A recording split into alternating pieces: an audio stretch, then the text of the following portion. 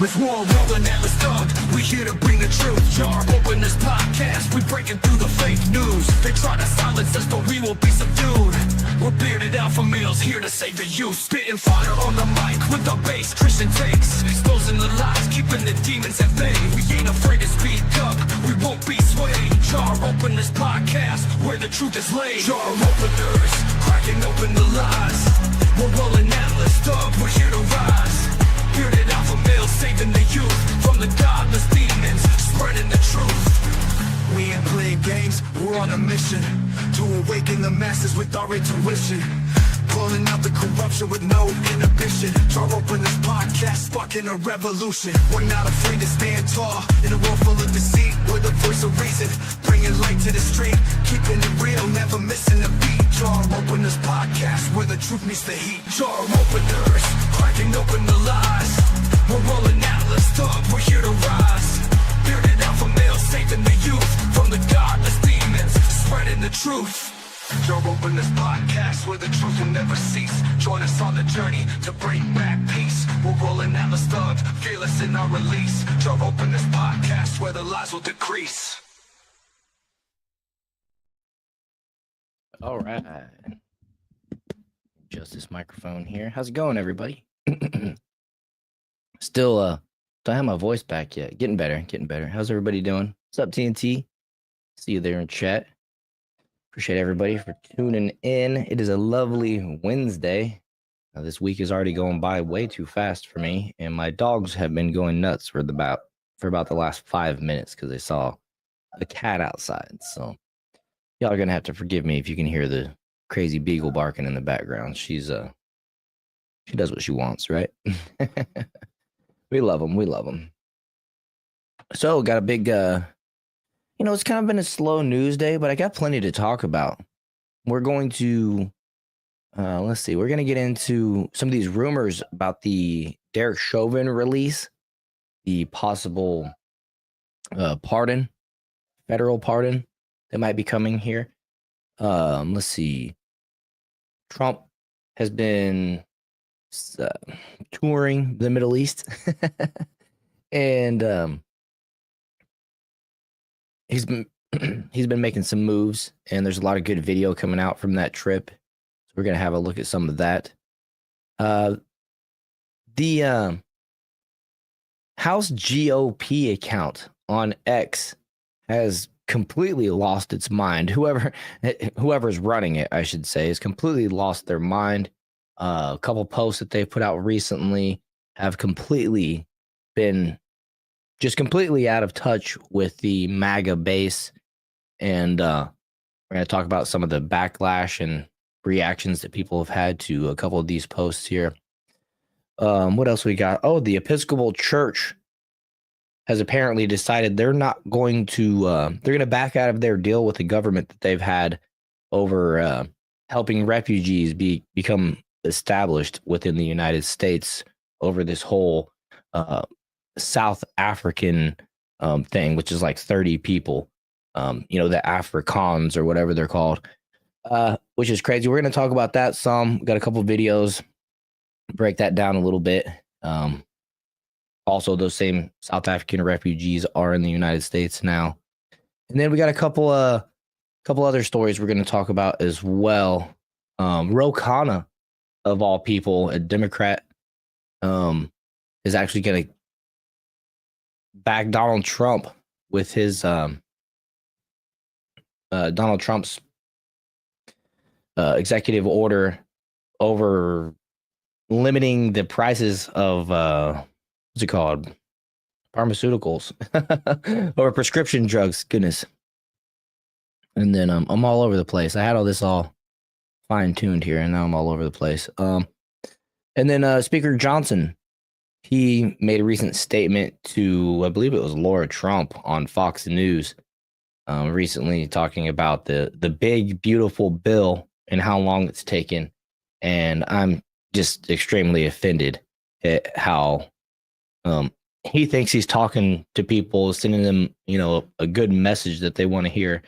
And suddenly, not suddenly, but the reality is that,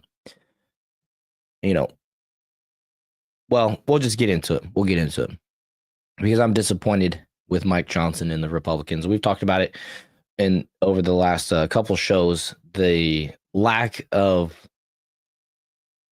work being done by the GOP. It's the least amount of bills signed since the 70s, I believe, or something like that. And it's just disgraceful that 75 million people came out here, voted for Donald Trump, got the majority in the House and the Senate, and then the people who have Trump and the American, these leaders who have Trump and the American people who voted for them to thank,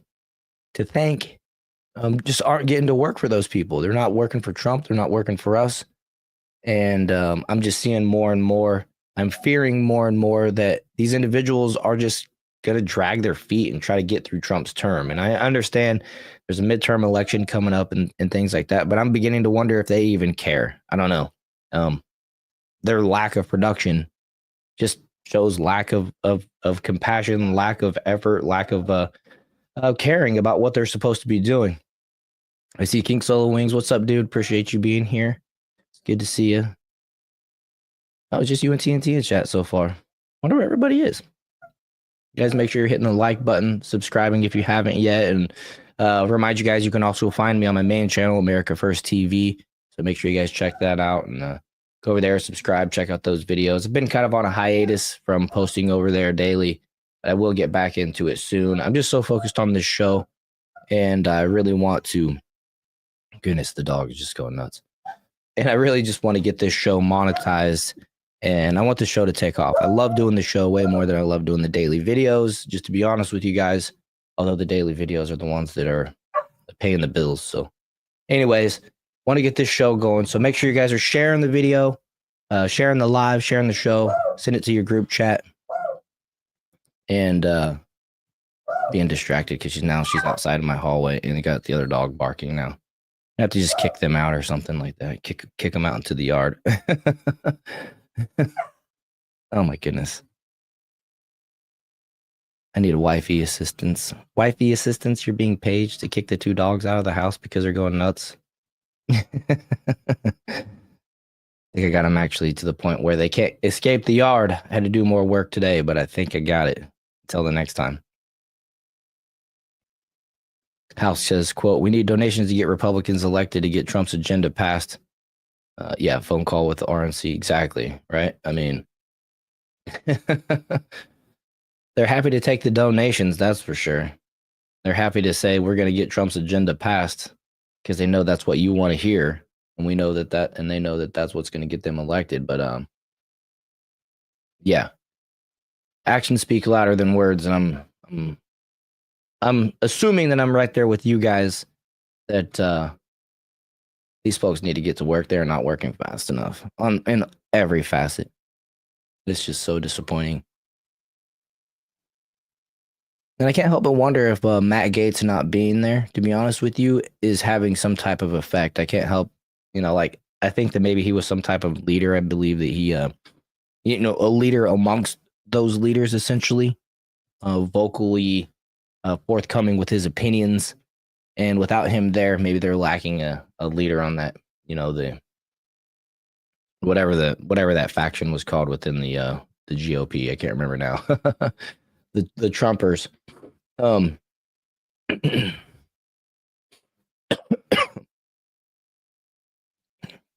Excuse me. Okay, good. My mute is working.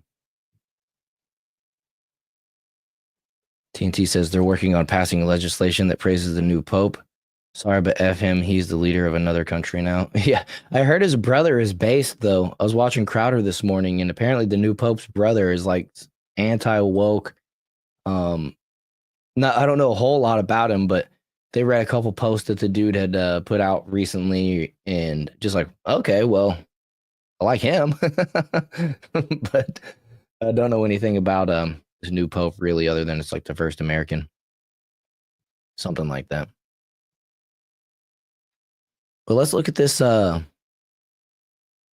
have a look at this Derek Chauvin whole situation, because apparently the leaders in Minneapolis, including Governor Tim Walz and the Minnesota National Guard, their mayor, and their county sheriff they're all preparing for potential civil unrest if Donald Trump decides to pardon Derek Chauvin on his federal charges. Chauvin was convicted for killing George Floyd. We all kind of know that. We all know that story by now. The kneeling on the neck, which to me, I watched Steven Crowder do it live. He's about the same size as George Floyd himself, and he had a man bigger than Derek Chauvin actually kneel on his neck. That was met with extreme backlash from the left because, of course, it destroyed their narrative that the cop killed a black man on camera. When let's just be honest here. The reality is the dude had like what I think it was 11 nanograms or whatever of fentanyl in his system, and I've read stories about people just touching fentanyl and needing a Narcan to prevent their overdose. Basically overdosing from just touching it. So, super dangerous drug. And this all kind of still revolves around protecting the border, because we know all the fentanyl's coming in across the southern border, particularly out of Chinese ports and things, and then making its way to Mexico and coming up that way. And, George Floyd was essentially a victim of that, more so than he was of Derek Chauvin's actions, which, Chauvin didn't even show up on the scene until George Floyd. From what the way I understand the story is Chauvin didn't even show up until George Floyd was already on the ground. He had been placed in the police car. He then himself, George Floyd, requested to be removed from the car, which they did. That's where they also found the giant speedball that he had spit out or whatever on the floor of the cop car. TNT says, 3 nanograms. ChatGPT says 3 nanograms is the average overdose amount. Yeah, and I believe Floyd was at 11. Now, he's a big man, and I assume he was a regular user. So you have tolerance levels and things like that, but still, you're talking nearly 4 times the amount of the average overdose in his system. I think it's just really hard. It's really hard to explain it any other way. I mean, people will say, "Oh, well, we saw the video." Well, I challenge that by saying, go watch the video of Steven Crowder being kneeled on his neck. He mentioned it today. I saw it live when he did it. He referenced it again today, and mentioned that he wasn't even sore the next day. He got up, he finished doing his show. He did it during the show, got up after it was done, and then finished doing the show. So there was no immediate or long-term soreness effects from the situation. And he did that basically to show that what Derek Chauvin did wasn't the direct cause of death there for George Floyd.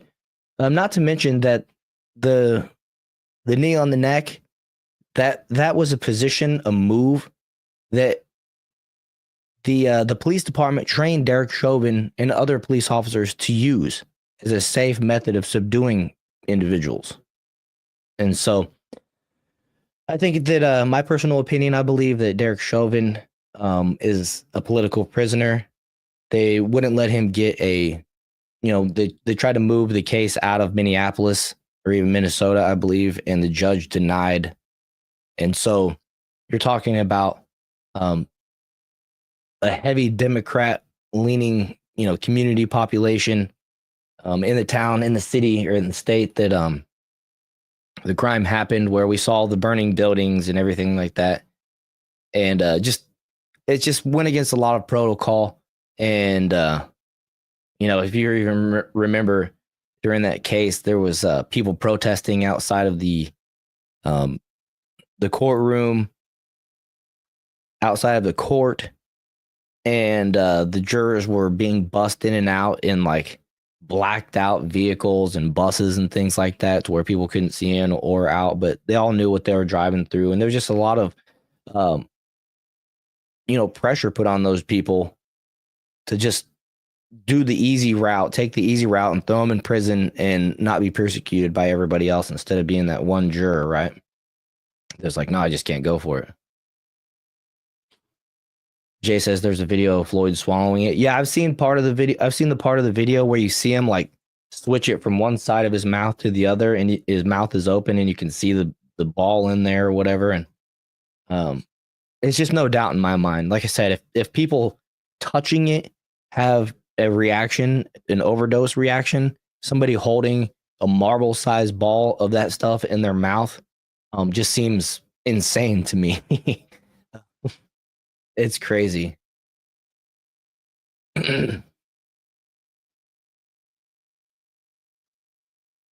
Oh, TNT saying he swallowed one and then spit the other one out in the car. Wow, I didn't know about that. That might be true. I'm not sure. There's still a billboard a few miles from you of that junkie. Good Lord. At least it's not a statue, but it would be if they could have done it, right? Yeah, Jay. It was in his mouth for sure, which is the main point. Whether you swallow it or it's in your mouth, that's when you're talking about that drug, that's gonna mess you up. So let's put some stuff here on the screen. Well, let's see. Actually, yeah. Give me 1 second. I'll share my screen here.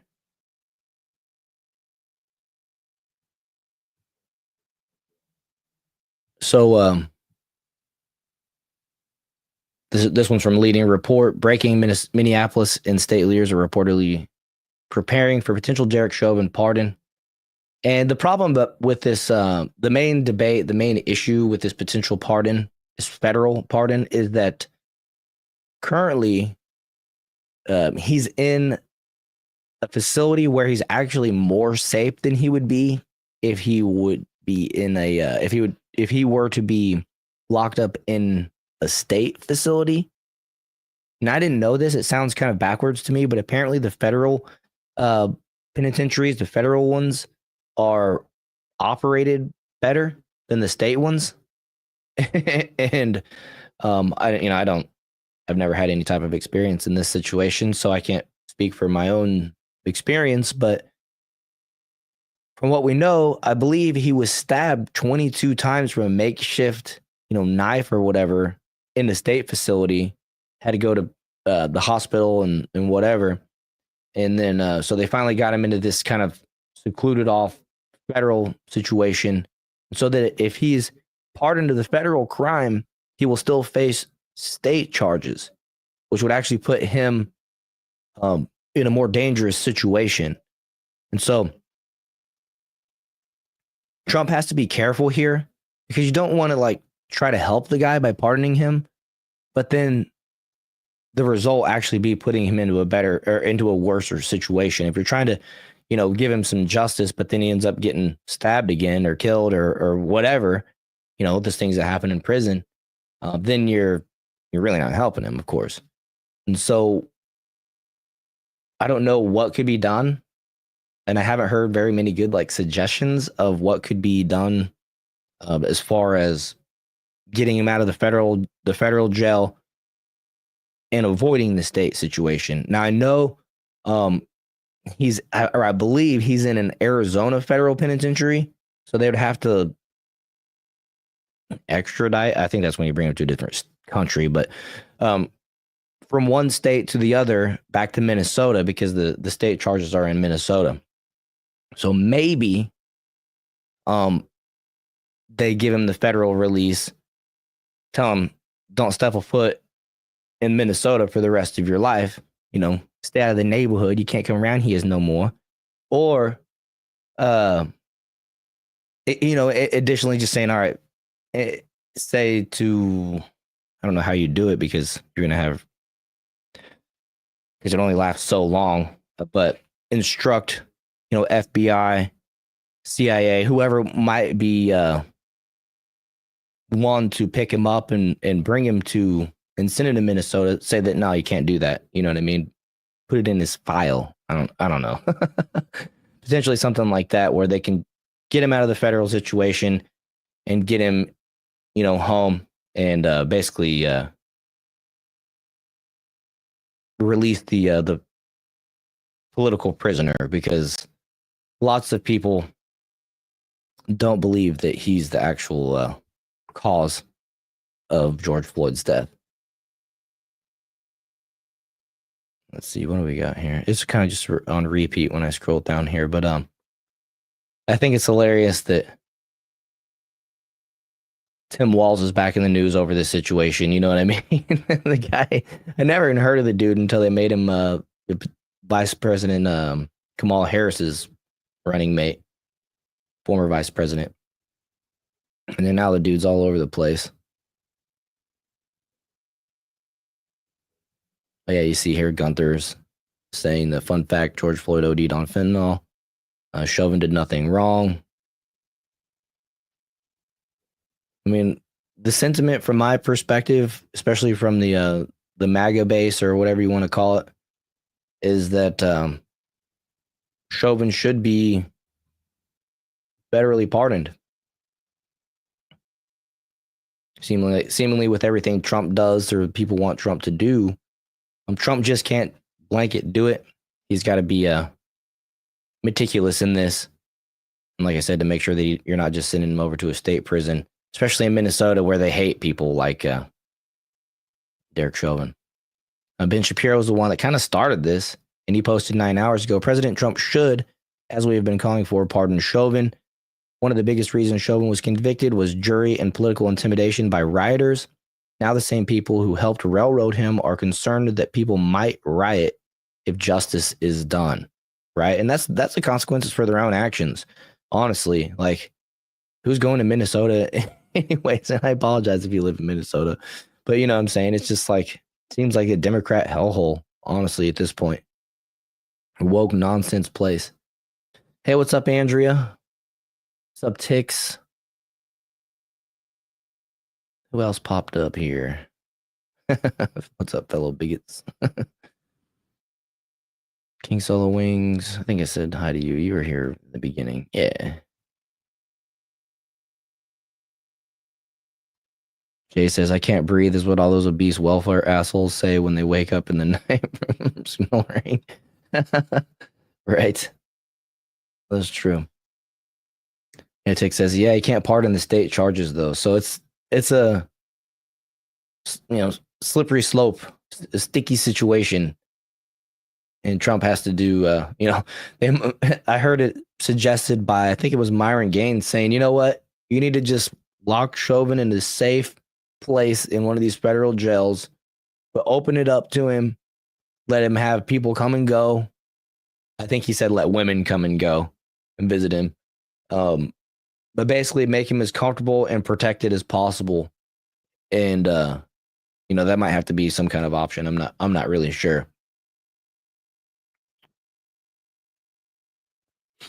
TNT says the feds can pursue federal habeas corpus review if they find civil or constitutional rights violations. Oh yeah, okay, cool. So I think that there's definitely some of that in there, considering they didn't let him change venues. Like what Ben Shapiro said there, that the jury was basically intimidated by rioters, and that's what I mean by they had to, black out the windows, and every day when they showed up for the trial or left the trial, they were going through crowds of people, and certainly an intimidation factor there. TNT followed up and said, if successful, the federal court might order a new trial, release the defendant, or require the state to correct the violation. It'd be crazy to, let's see here. And then he followed up and said, oh, Jay says this, I'd be crazy to, I had to stay inside most of the year because it's so damn cold. Oh, okay, gotcha. Sorry, I thought that was following up. Yeah, and then TNT followed up and said, then if that happens, a Trump pardon would be nice. Yeah, exactly. And so it's kind of a microcosm of what's been going on with everything Trump's trying to get done, right? It's like he can't. We want him to just ramp up the deportations. We want him to do what is it? We want him to no tax on tips and stop taxing our property after it's paid off and all these things. And he can't just be like, boom, it's done. Especially with the way that the GOP is reacting to his presidential executive orders, which we're going to get into a little bit here. That they're not doing anything. They're not backing Trump at all. Bunch of ungrateful assholes.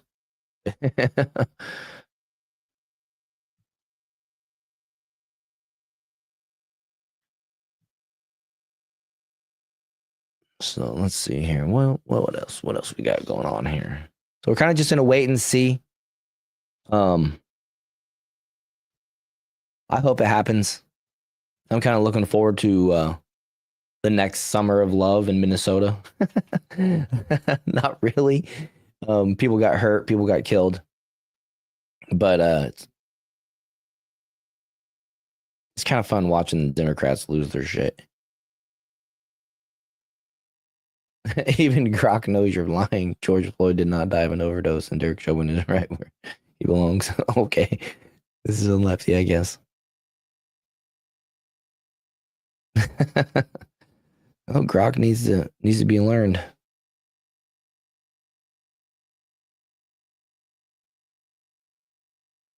Trump doesn't want the bad press. It would be catastrophic. You know, that's a good point.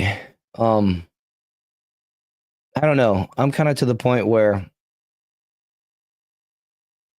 well, I'm to the point. I don't know if Trump is, but I'm to the point where I don't care about the bad press. I just want what's right to be done by the American people.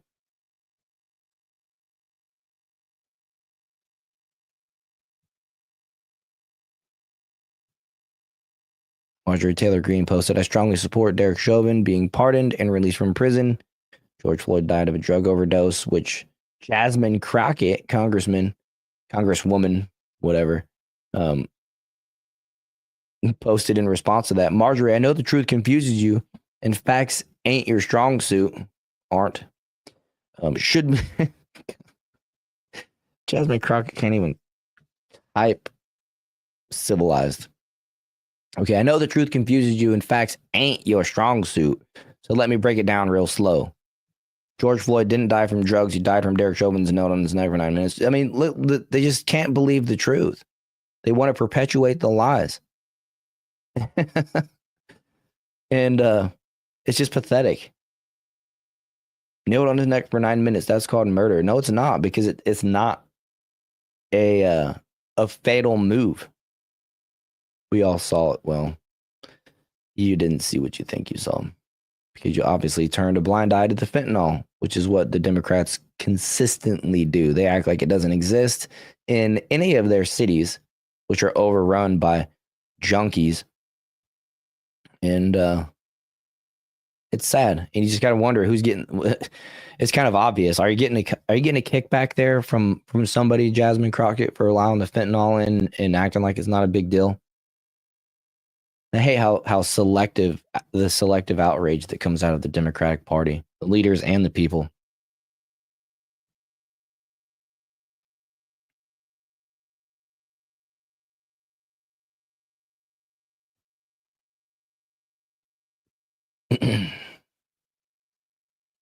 King Solo Wing says, I don't think anyone would do anything, to be honest.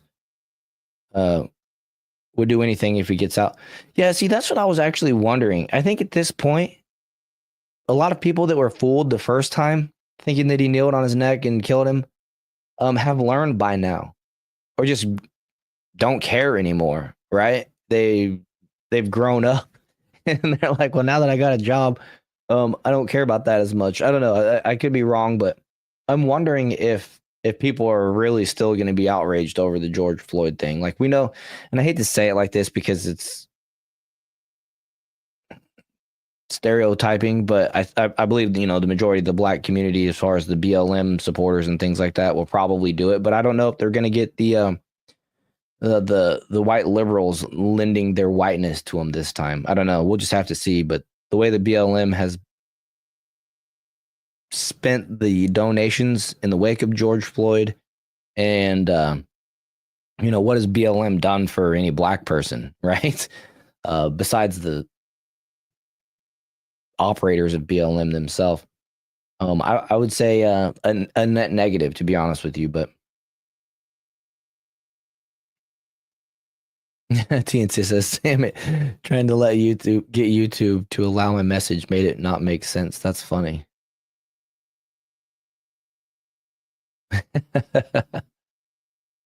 Yeah, and Jay, you're right. He doesn't really have anything to gain by touching the Floyd case, only lose. But he kind of had that situation with that the libertarian dude that was running the Silk Road, the or whatever he was running, the website on the dark web.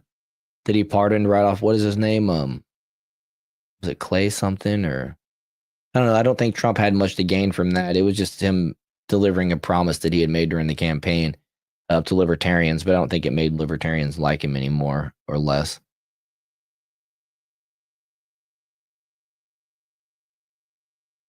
But I think generally he doesn't have anything to gain. But if he did, I would like to see it just because it would be Trump for one of the first times actually doing something to cater to his base and not worrying about the what the Democrats or what the left thinks about it, which he has been very concerned about. That is pretty much his entire first term.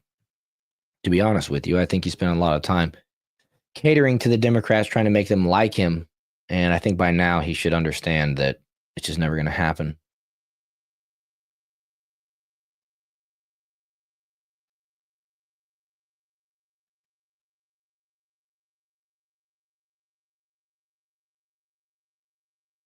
Let's see. Jay says it would be nice if he could just pardon him and keep it quiet. Yeah, that'd be all right.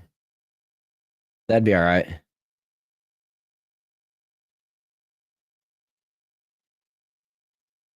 TNT also says if Tim Walz gets beat by a Republican, somehow a Trump pardon would work too. Let's be patient and see.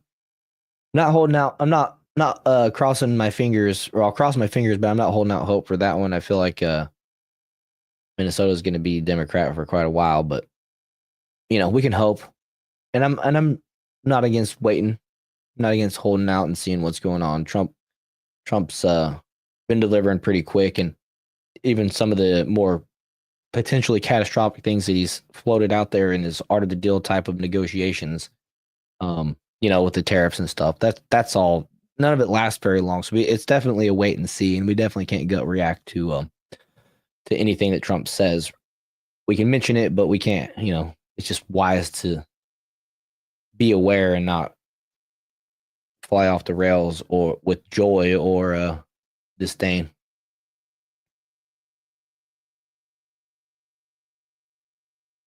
But yeah, it takes heaven forbid America rights any wrong committed against a white.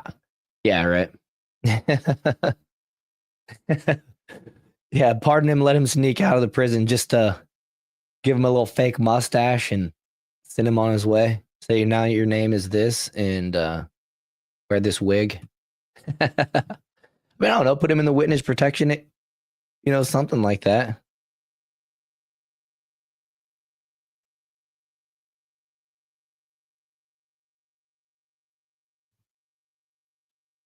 I never said I was smart, guys. That's funny. No, you're smart. Jay, you got good takes. Right now, it's just sources familiar with this thinking. The source close to the White House.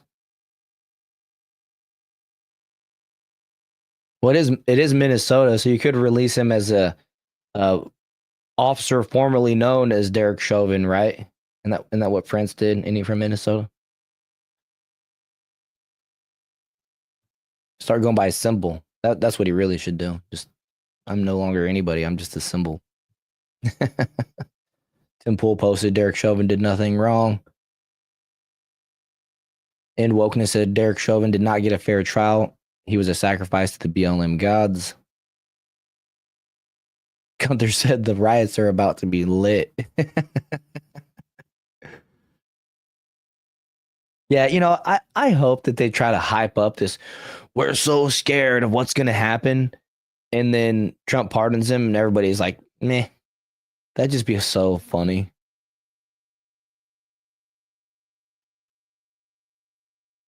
Somebody with a Ukraine flag in their Nurses Against Dick Pics with a Ukraine flag in their bio. It says F Grok, but yet they're on X. Says it. Is anyone surprised that Derek Chauvin will be pardoned? I bet y'all didn't vote for this. You know what? I did. I'm okay with that. As long as he doesn't put him in a worse situation.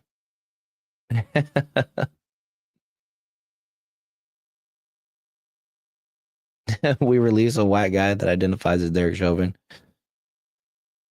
Prince is from San Bernardino, California. I think he I thought he was known for being out of Minnesota. I don't know. I wasn't a huge Prince fan. I thought he was. Talked about the lakes of Minnetonka. I know that was a Dave Chappelle bit, but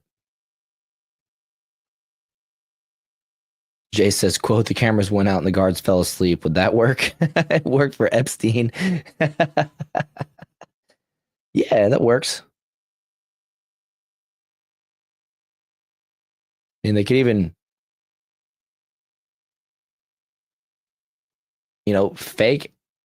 Would they fake Epstein him or would they Epstein him? Because, I think if they Epstein him, he's actually still alive and just free. But if they fake, I don't know. It's a weird thing. But maybe they could do that. Just like, oh, he died, and then let him out.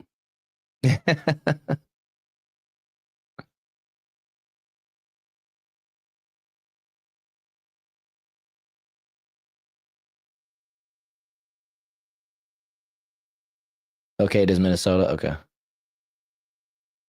That's really funny. So let's see what else we got. That's pretty much all about Chauvin, I think, really.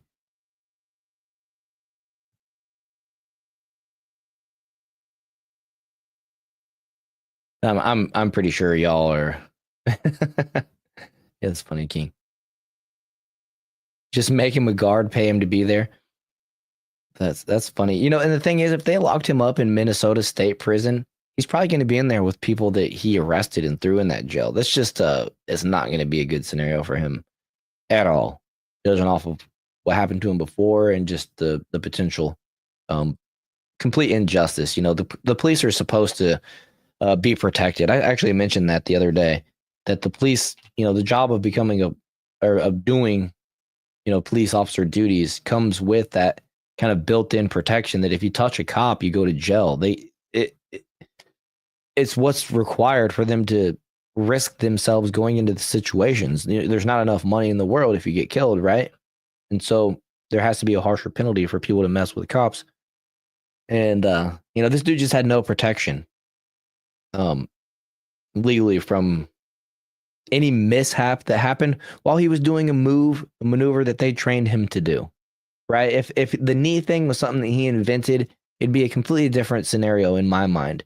But it was a part of the training that he was taught, is a manner to handle people on the ground. So I don't know. I'm sure he's just lost all faith and hope in the justice system, and I guarantee you he would never go back to being a cop again and putting somebody else through what he's been through. Maybe I'm wrong, but I know I wouldn't.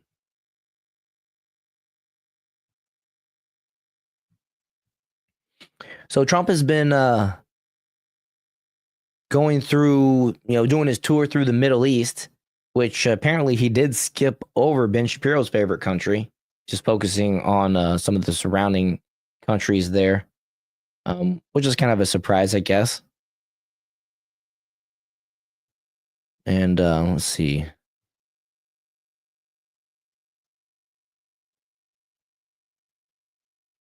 Right, Tix. He was over. It's just, I don't know. It's like the Very Fine People hoax. People watch part of the video. They just don't have the ability to understand what they're even seeing, and they just fall for the narrative. They ignore all the evidence contrary too, like the Steven Crowder video.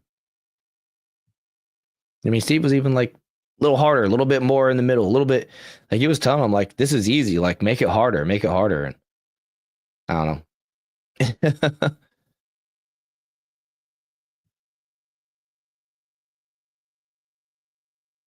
Okay. Moving forward, you guys. Moving forward on this next one. So, President Donald Trump, during his visit to Qatar, oversaw the signing of a historic agreement where Qatar Airways committed to purchasing up to 210 wide-body jets from Boeing, marking the largest order in the company's history. This deal is valued at $200 billion with a B and was highlighted during a ceremony attended by both Trump and the Emir of Qatar, Sheikh Tamim bin Hamad Al Thani. And if I said that wrong, I apologize. The agreement also involved significant economic commitments between the U.S. and Qatar, aiming to strengthen economic ties. So this is interesting. You see here in this video. Now,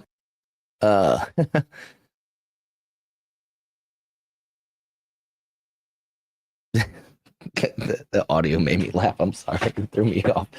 You see in this video, this is actually agreement for 160 Boeing planes. I don't know why it says 210. There must be 160 in like initial deal and then another 50 or something like that. But let's just watch this video real quick. we will see the signing of the agreement of buying aircraft from Boeing. His Excellency Badr bin Abdul Amir will sign from the Qatari side, and Kelly Altbach will be signing on behalf of Boeing. Between the state of Qatar and the United States of America. Boeing purchase agreement signed on behalf of the state of Qatar by His Excellency Badr Mohammed Al Mir, CEO of Qatar Airways Company, and behalf of the United States, Kelly Ortberg, President and CEO of the Boeing Company.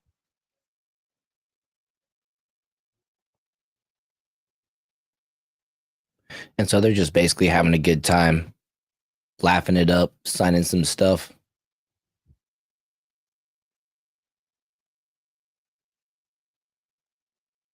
TNT says, I saw a breakdown of the 1.2 trillion in purchases from the United States over the next 2 years from Qatar, by Qatar, from the United States, he means. That still isn't right. And then it's just him signing.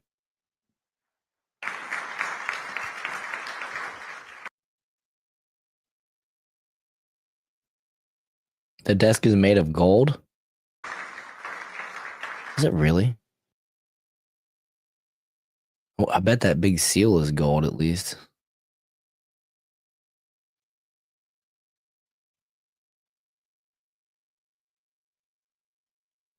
Yeah, that's a good point. In regards to the 40 million or $40 billion jet or whatever, the controversy given to Trump, or was it given to the United States or whatever it was? The country has been given gifts from other nations since the beginning. The Statue of Liberty is a huge example of this. Yeah. They just want to try to say that, oh, they're giving it to Trump. He's profiting. Dang, we hate that. Just they want to cry. They want to So that's what they do. They spurg out.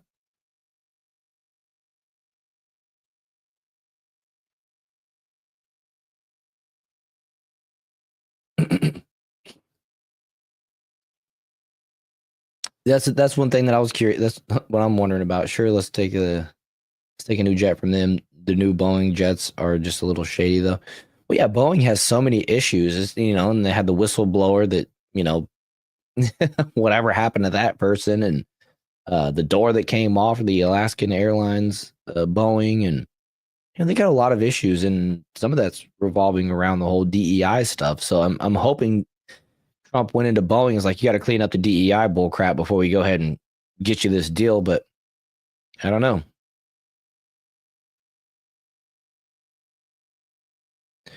Yeah, Trump said he's not keeping it, I believe, after his presidency. But I don't know if I even want him flying around in it, to be honest with you.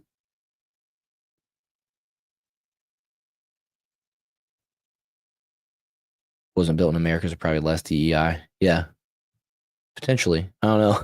It's crazy. Let's see here. Actually, I want to pull this up over here.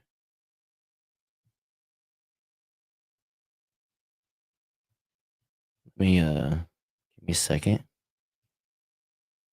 You got a bunch on this.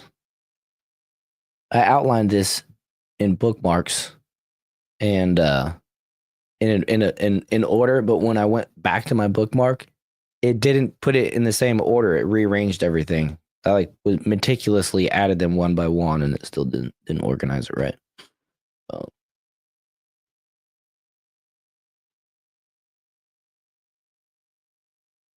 Yeah, I wonder if it has the defense capabilities Air Force One would need.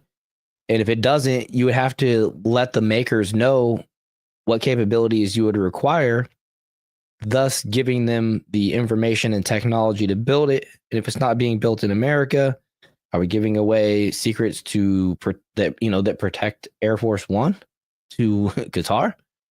I don't know. Just man, America first, right? Build the stuff in America. I don't know. Don't like it.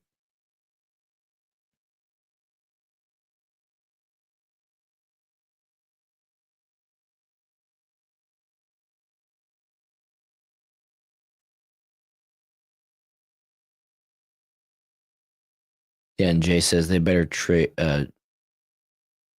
the whole aircraft apart to check for spy stuff. Yeah, and oversight of every microchip as it's being built, as it's being installed. I mean, so many things, right? Put a little bug in on a circuit board and dissolves over time or something, you know, a bad circuit that dissolves over time, and then here in a year and a half, all of a sudden there's a technical issue in mid-flight and they have no control of the thrusters or something like that. I mean, it'd be a bad scenario. That's a huge jet. Nobody's surviving a crash from that thing, that's for sure. Yeah, it's all top secret.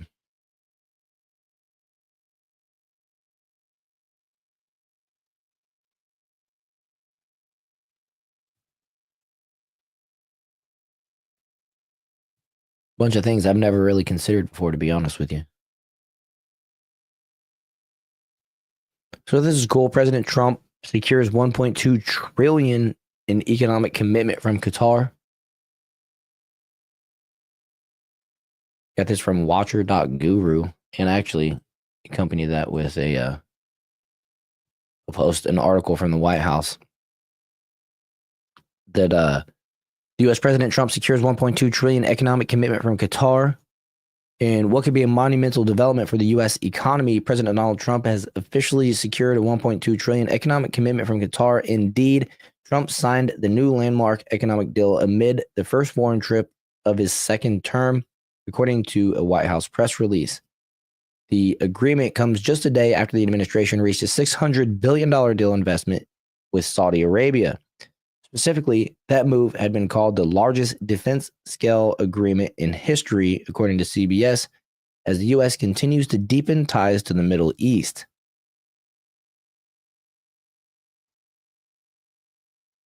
So since the start of the year, we don't need to go back, but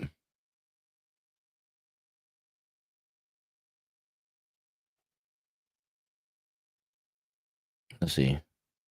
Okay, yeah, I'll read this. Since the start of the year, the U.S. dollar and the stock market have certainly struggled. In late April, the greenback fell to a 3-year low on the heels of the country's America First tariff plans. The move led to increased volatility and a potential trade war with China. However, things have taken a notable turn for the administration this week. Not only has it secured a tariff pause from Beijing, it has struck 2 major deals with Middle Eastern nations. Indeed, U.S. President Trump has officially secured a $1.2 trillion economic deal with Qatar amid its first major foreign trip since his return to the White House. Additionally, the administration announced economic deals totaling more than $243.5 billion between the United States and Qatar. Specifically, those include a historic agreement to buy 160 Boeing planes in what is the largest order in history. That deal will reportedly support 154,000 U.S. jobs per year, according to the White House. The new agreement will also mark the administration's intent to accelerate Qatar's defense investment in the U.S.-Qatar security partnership. The press release states, conversely, in 2024, the U.S. trade supply with Qatar reached $2 billion. Moreover, the two sides have been positive trade partners for more than 2 decades, with the largest agreement looking to deepen relations and cooperation on a variety of fronts. And this is from the White House perspective. Making an American manufacturing and innovation. Making American manufacturing and innovation great again. Today in Qatar, President Donald Trump signed an agreement with Qatar to generate an economic exchange worth at least $1.2 trillion. President Donald Trump also announced economic deals totaling more than $143.5 billion between the United States and Qatar, including a historic sale of Boeing aircraft and GE Aerospace engines to Qatar Airways. The landmark deal celebrated today will drive innovation and prosperity for generations, bolster American manufacturing and technological leadership, and put America on the path to a new golden age. Since President Trump took office, his commitment to American manufacturing and innovation has attracted trillions of dollars in investments in global commercial deals. Allies like Qatar are partnering in the United States' success. So these are some of the few, wow. Okay, so these are some of the, wow, okay, there's a lot of them. Represented here a few of the groundbreaking deals secured in Qatar here. Boeing and GE Aerospace secured a landmark order from Qatar Airways, $96 billion agreement to acquire up to 210 American-made Boeing 787 Dreamliner and 777X aircraft powered by GE Aerospace engines. This is Boeing's largest ever wide-body order and largest ever 787 order. This historic agreement will support 154,000 U.S. jobs annually, totaling over 1 million jobs in the United States during the course of production and delivery of this deal. That's huge. Bringing, 154,000 jobs annually. Bringing back the American worker, right? Bringing this up. Everybody's going to have money in their pockets. McDermott has a strong partnership with Qatar Energy in advancing critical energy infrastructure with 7 active projects worth $8.5 billion as the sole provider of offshore components for Qatar's long LNG expansion. McDermott's work directly support thousands of U.S. energy sector jobs. I'm not sure what McDermott is. Where's McDermott? Maybe you guys can let me know in chat.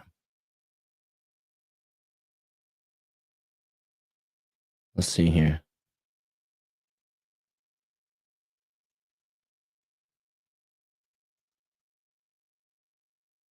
King Solo Wings says, this is an amazing deal. The libs are crying. Immigrants are leaving. Eggs are cheaper. White people are waking up and Ye making crazy songs again. Win, win, win. I haven't heard the new Ye stuff. Might have to check it out here. I've been hearing a lot about it the last couple of days.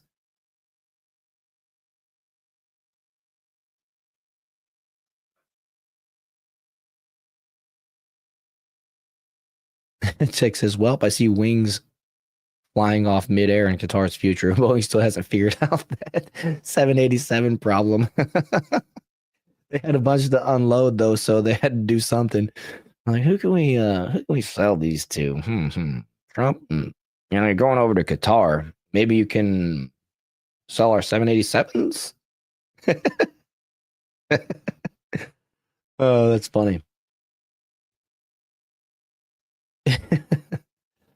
Okay, so Parsons has successfully won 30 projects worth up to $97 billion. These high value. Okay, I don't know who Parsons or Quantinium. Okay, we're gonna skip over some of these here. Actually, you know what? This thing's kind of long. Let me skip to the end.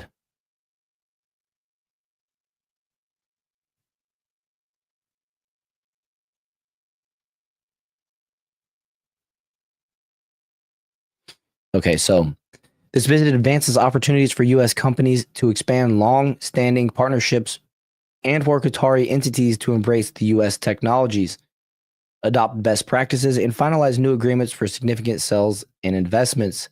So Qatar has made significant investments in the United States across hotels and tourism, financial services, technology, healthcare, and energy, with plans to invest even more over the next 5 years. And it just seems like this is something that Trump has been doing a lot of. He got those AI dudes to invest billions of dollars. He's getting huge commitments out of countries and companies. And that's just got to be good, right? So anyways, these investments strengthen the U.S. economy by supporting good-paying jobs for millions of American workers, expanding U.S. efforts, and funding research and development. Qatar has the third largest proven reserves of natural gas in the world and has invested in American energy infrastructure, directly contributing to the U.S. energy security and industrial resilience. Starting in 2019, Qatar Energy initiated $18 billion in investments in the U.S. energy sector with ExxonMobil's Golden Pass LNG terminal, $10 billion, and Chevron Phillips Chemical's Golden Triangle Polymers plant, $8 billion, both located off the Texas Gulf Coast. Qatar is our 12th largest foreign military sales partner with active cases valued at more than $26 billion. Qatar's expansive investment in and trade with the United States contributes to U.S. and Qatari economic growth and prosperity, and Qatar's choice of U.S. industries best fit solutions support the U.S. strategic goal of growing our industrial presence throughout the Gulf and the region as a whole. So the art of the deal, President Donald Trump is securing billions in investments to revitalize American manufacturing, delivering on his promise to bring back Made in America and usher in a new golden age of prosperity. Today's announcements build on yesterday's $600 billion investment commitment secured in Saudi Arabia. It also follows the announcement of a historic trade agreement with the United Kingdom and a joint agreement with China to reduce reciprocal tariffs. By securing these investments, President Trump is spurring a manufacturing renaissance, driving economic growth and creating high-paying jobs across the nation. Prior to this historic deal, President Trump has already attracted trillions in U.S.-based investments, laying the foundation for an era of unprecedented American prosperity. President Trump is building on his record of success with Qatar, exemplified by his leadership in the 2019 GE Aerospace GEnx engine cell to power Qatar Airways' then newly acquired Boeing 787-9 aircraft. Monumental purchase in the history of both a monumental purchase in the history of both companies. And as the dealmaker in chief, President Trump's latest achievement in Qatar is another win for Americans. So got a lot done on this trip over there to the Middle East, and I'm glad to see all this money being invested back into our country from these foreign countries. You know what I mean? It seems like some of these non-NATO countries that we're dealing with are actually contributing more to the United States and our security and our jobs and our prosperity than some of our allied countries, some of our partners that we've been partnered with for a long time. So this is good. And this kind of speaks to the peace through prosperity argument too. If Trump has significant beneficial deals with countries all across the Middle East, I think that would be a move towards peace in the Middle East, building on his Abraham Accords in the first place that he started in his first term.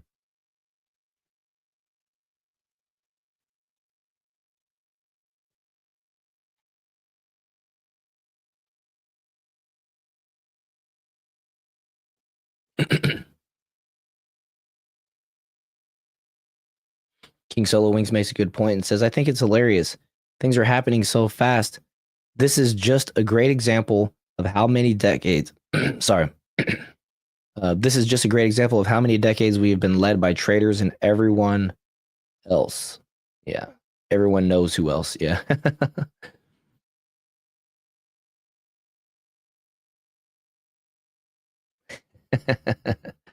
What's in Qatar? That's funny.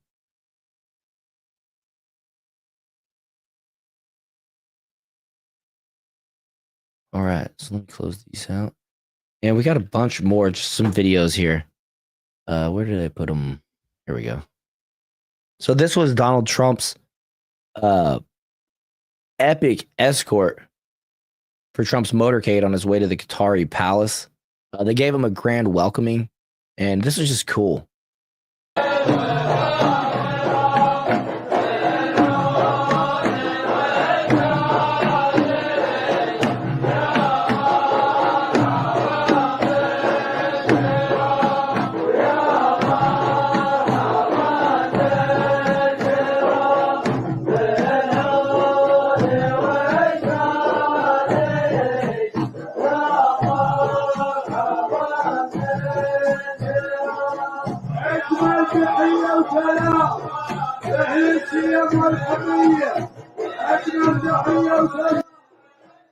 So I noticed how well trained these horses are. Right when the front horse stops, they all stop. I thought that was kind of cool.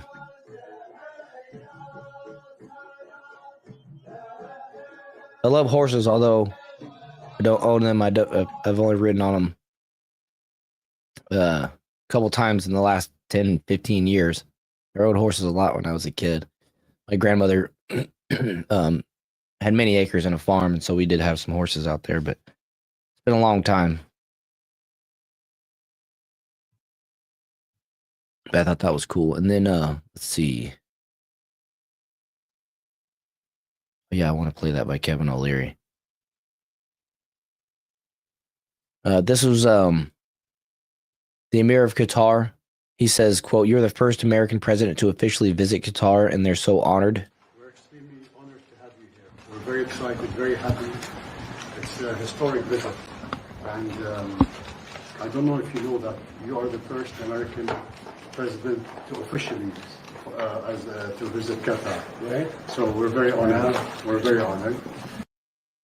He's thinking, and you're wearing that hot suit while I got my nice, I don't know what this outfit is called, but I'm sure it's much more comfortable in the heat that Jay was mentioning. He said that Qatar was one of the hottest places on earth that he's ever been.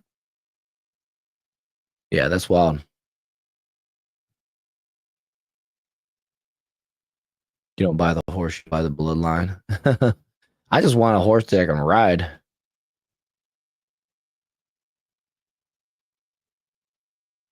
That place is so clean. Yeah, I saw a video of Trump talking about how he's like, I'm surrounded by beautifully installed, perfect, flawless marble.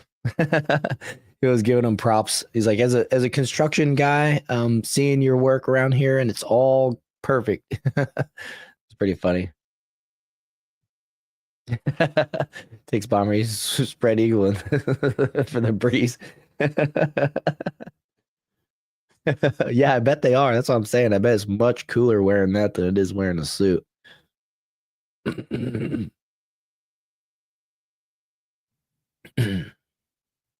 Yeah, what up, Elmo?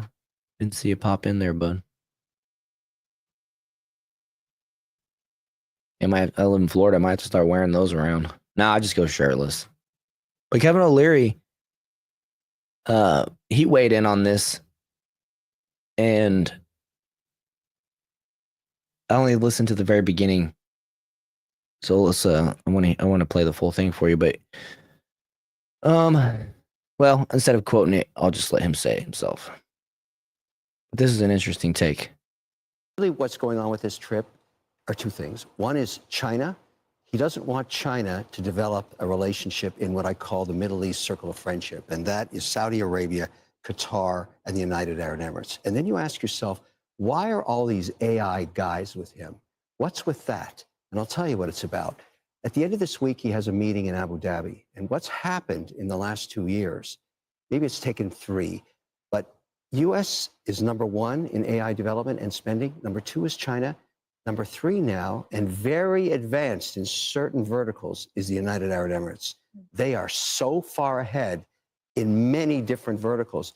And he wants to see that cooperation on AI be removed from the China model, because remember there was talk about the UAE starting to talk to China about AI. He doesn't want any of that. He wants these companies to form very strong bonds in AI, and when we get later this week to the UAE, that's what you're going to hear about. This is crucial. So China and AI, and of course all this money talk's fantastic, but we're in an economic war with China, and he is cutting them off at the pass in the fastest growing region on earth, the Middle East. I love it. That 4D chess they talk about, right? Trump's like, well, we're in a race with China. Who can we partner with that might give us a leg up? And so now the top AI development country, the United States, has essentially partnered with the number 3 to try to outpace the number 2 country, that is China, who is doing, sparing no expense in, trying to steal that technology. And now Qatar has, or the UAE, I apologize, the UAE has an investment, has a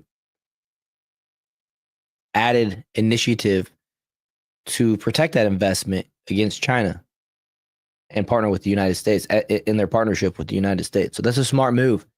Once they put their money into it, they're going to want to protect it better and make sure that it doesn't end up in the wrong hands. And so that's cool. I like how the thinking of that goes. I like the thought process that led us to that.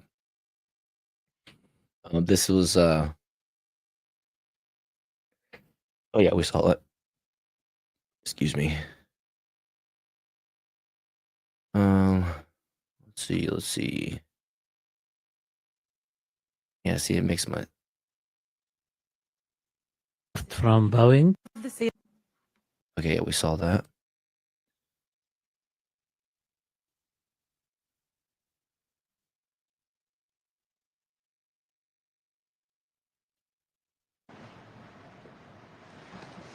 This is just them once Boeing mentioned, and that's what this contract deals with. And that's the CEO right there. Yes, right on.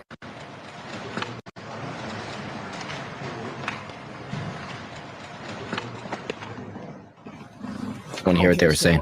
We're waiting for that microphone to be in a better position there. You heard Boeing mentioned, and that's what this contract deals with. And that's the CEO right there. Yes, right on. And so they're making deals, and Boeing's got some time to make up for what really has been a lapse in some of the service that they provided here. And it starts with, the new Air Force One that is behind schedule, we could say. There've been a lot of tie-ups for that. That's part of the reason why, Qatar's making this offer to give the president a plane, and we'll see in the end where that sits. Qatar, whatever. Tomato. Okay.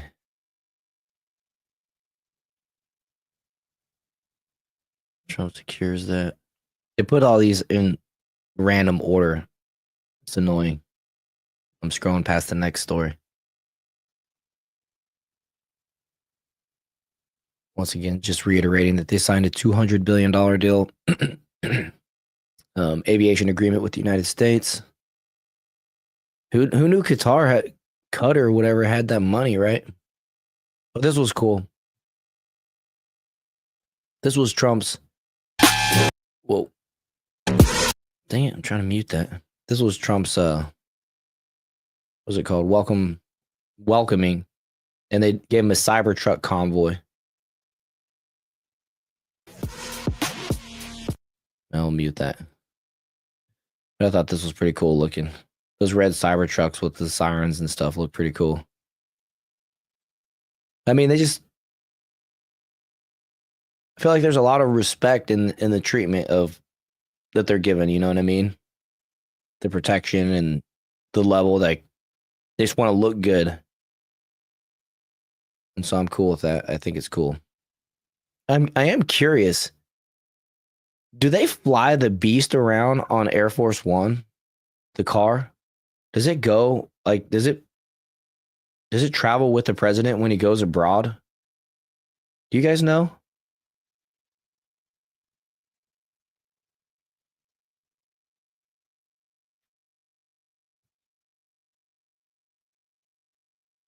Because I can't imagine them transporting the president in Qatar. The Beast does not go with Air Force One. I wonder how it got to. I mean, I guess they just flew it over there because I mean, it appears that it's here in this other country. So I'm curious. I don't trust him driving around in another country in anything other than that, to be honest, unless it's not even not a tank, right? It's on a separate one. Oh, okay, so they do fly it around. Super guppy, huh? Never heard of that. Interesting.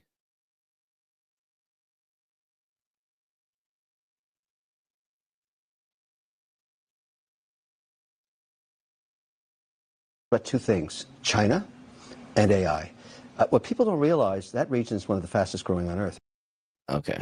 I'm talking about the circle of friendship here, Saudi Arabia, Qatar, because they want to be in the circle of friendship on all of these metrics. All right, I think this is a different clip from before. I'm gonna play this one from Kevin O'Leary too, but forgive me if it's the same clip. We'll see.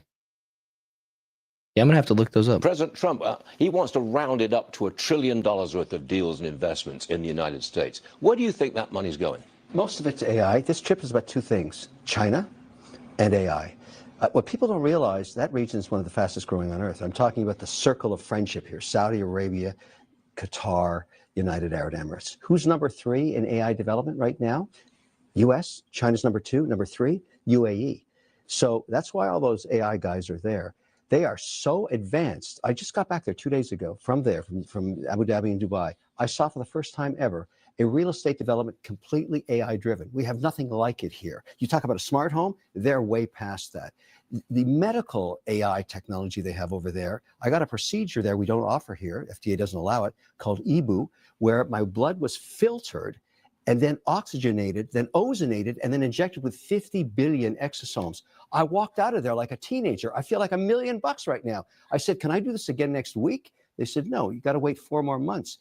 They are so advanced. By getting this whole thing worked out with these countries, we need to align with them because they want to be in the circle of friendship on all of these metrics, whether it's going to be AI, whether it's going to be real estate, whether it's going to be development. And we don't want China doing that. We want the US forming that relationship. Wow. If I wasn't, well, I'm not leaving the country, I don't think, ever again, really, but man, that's quite the overhaul. It's like an oil change, right? They took his blood out, oxygenated it, ozoned it. A little personal story. A dog I used to have, he's one of the very few, like, in history, it's funny to say, to ever survive. It was lymphoma. I'm not sure what it was. If it was it was a lymphoma, right? And they gave him like anywhere from 2 days to 6 months to live when he was diagnosed with it. And he was diagnosed with it when he was 7. And we tried everything. Chemo, we spared no expense. We had health insurance for him because he was just kind of accident prone. And we tried everything conventional. And we ended up going, and none of it worked with chemo and everything, right? And so as a last-ditch effort, we went holistic, and they did an ozone type of treatment and treated his blood with vitamin C and some other things like an IV. And he beat the cancer. He lived another 5 years until he was 12. And he became kind of notorious. Every time we took him to a new vet, they would look at his history and be like, wow, I really want to meet this dog. But it's kind of cool hearing Kevin O'Leary talking about what they did to his blood, because I'm not saying that is a treatment for any type of thing. I'm trying to be careful with YouTube, but it seems like a healthy, a good thing to do. And I don't know why they wouldn't offer something like that within the United States. My only guess would be that Big Pharma has such a strong grip in our country that cures are banned.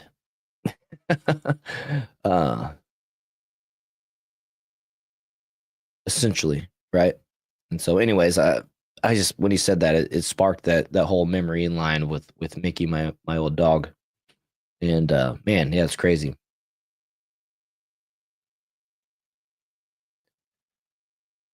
Let's see. Oh yeah, you guys were saying the super guppy. I wanted to pull that up.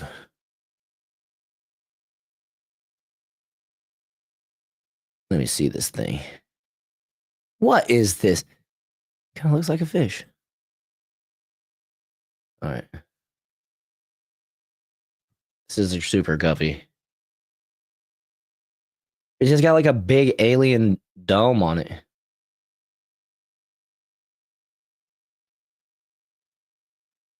What? So they fly the beast around in this thing, huh?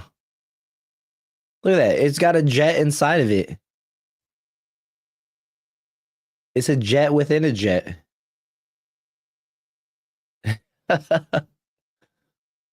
What?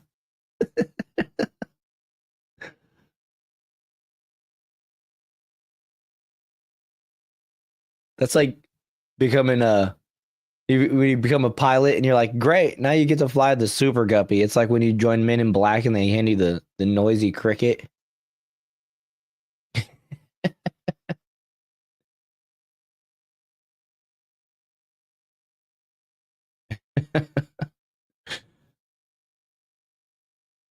Yeah, why cure things when you can treat them for decades? Yeah, it was amazing.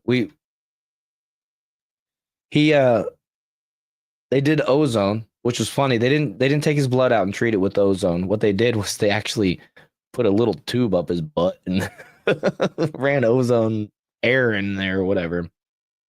Hey, it worked. It worked. 100% cured him of a 99.99%. Once a dog gets it, it's all she wrote. You know what I mean? And he was reduced down to hardly able to stand up at one point. And he was my best friend. We did not want to lose him. And persistence and that was one thing that we really loved about Trump the first time, his right to try. He gave people an opportunity like what Mickey was in to actually go beyond, what was the norm, the accepted norm. And I'm sure that right to try helped a lot of people survive whatever ailment they were facing as well.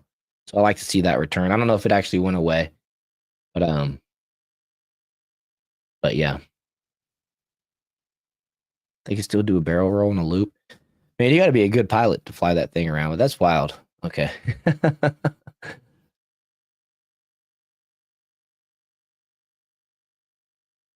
But yeah, I want to hear that again real quick. Filtered and then oxygenated. We don't offer here, FDA doesn't allow it, called EBU, where my blood was filtered and then oxygenated, then ozonated, and then injected with 50 billion exosomes. I walked out of there like a teenager. I feel like $1 million right now. I said, can I do this again next week? They said, no, you got to wait 4 more months. They are so advanced. By getting this whole thing worked out with these countries, we need to align with them because they want to be in the circle of friendship on all of these metrics, whether it's going to be AI, whether it's going to be real estate, whether it's going to be development. And we don't want China doing that. We want the U.S. forming that relationship. Jay said right to try was only for terminal patients. Yeah, and that's what my dog was. He was, they gave him pretty much a 0% chance to survive longer than 6 months, and they said it could only be like a couple days. And like I said, we got 5 more years out of him. He lived to be 12.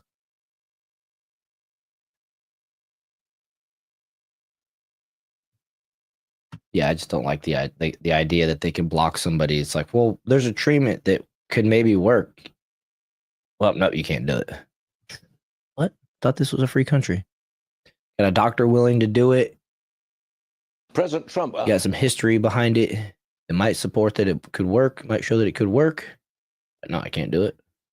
What's up with that? Let's see. Okay, so while we're on Kevin O'Leary,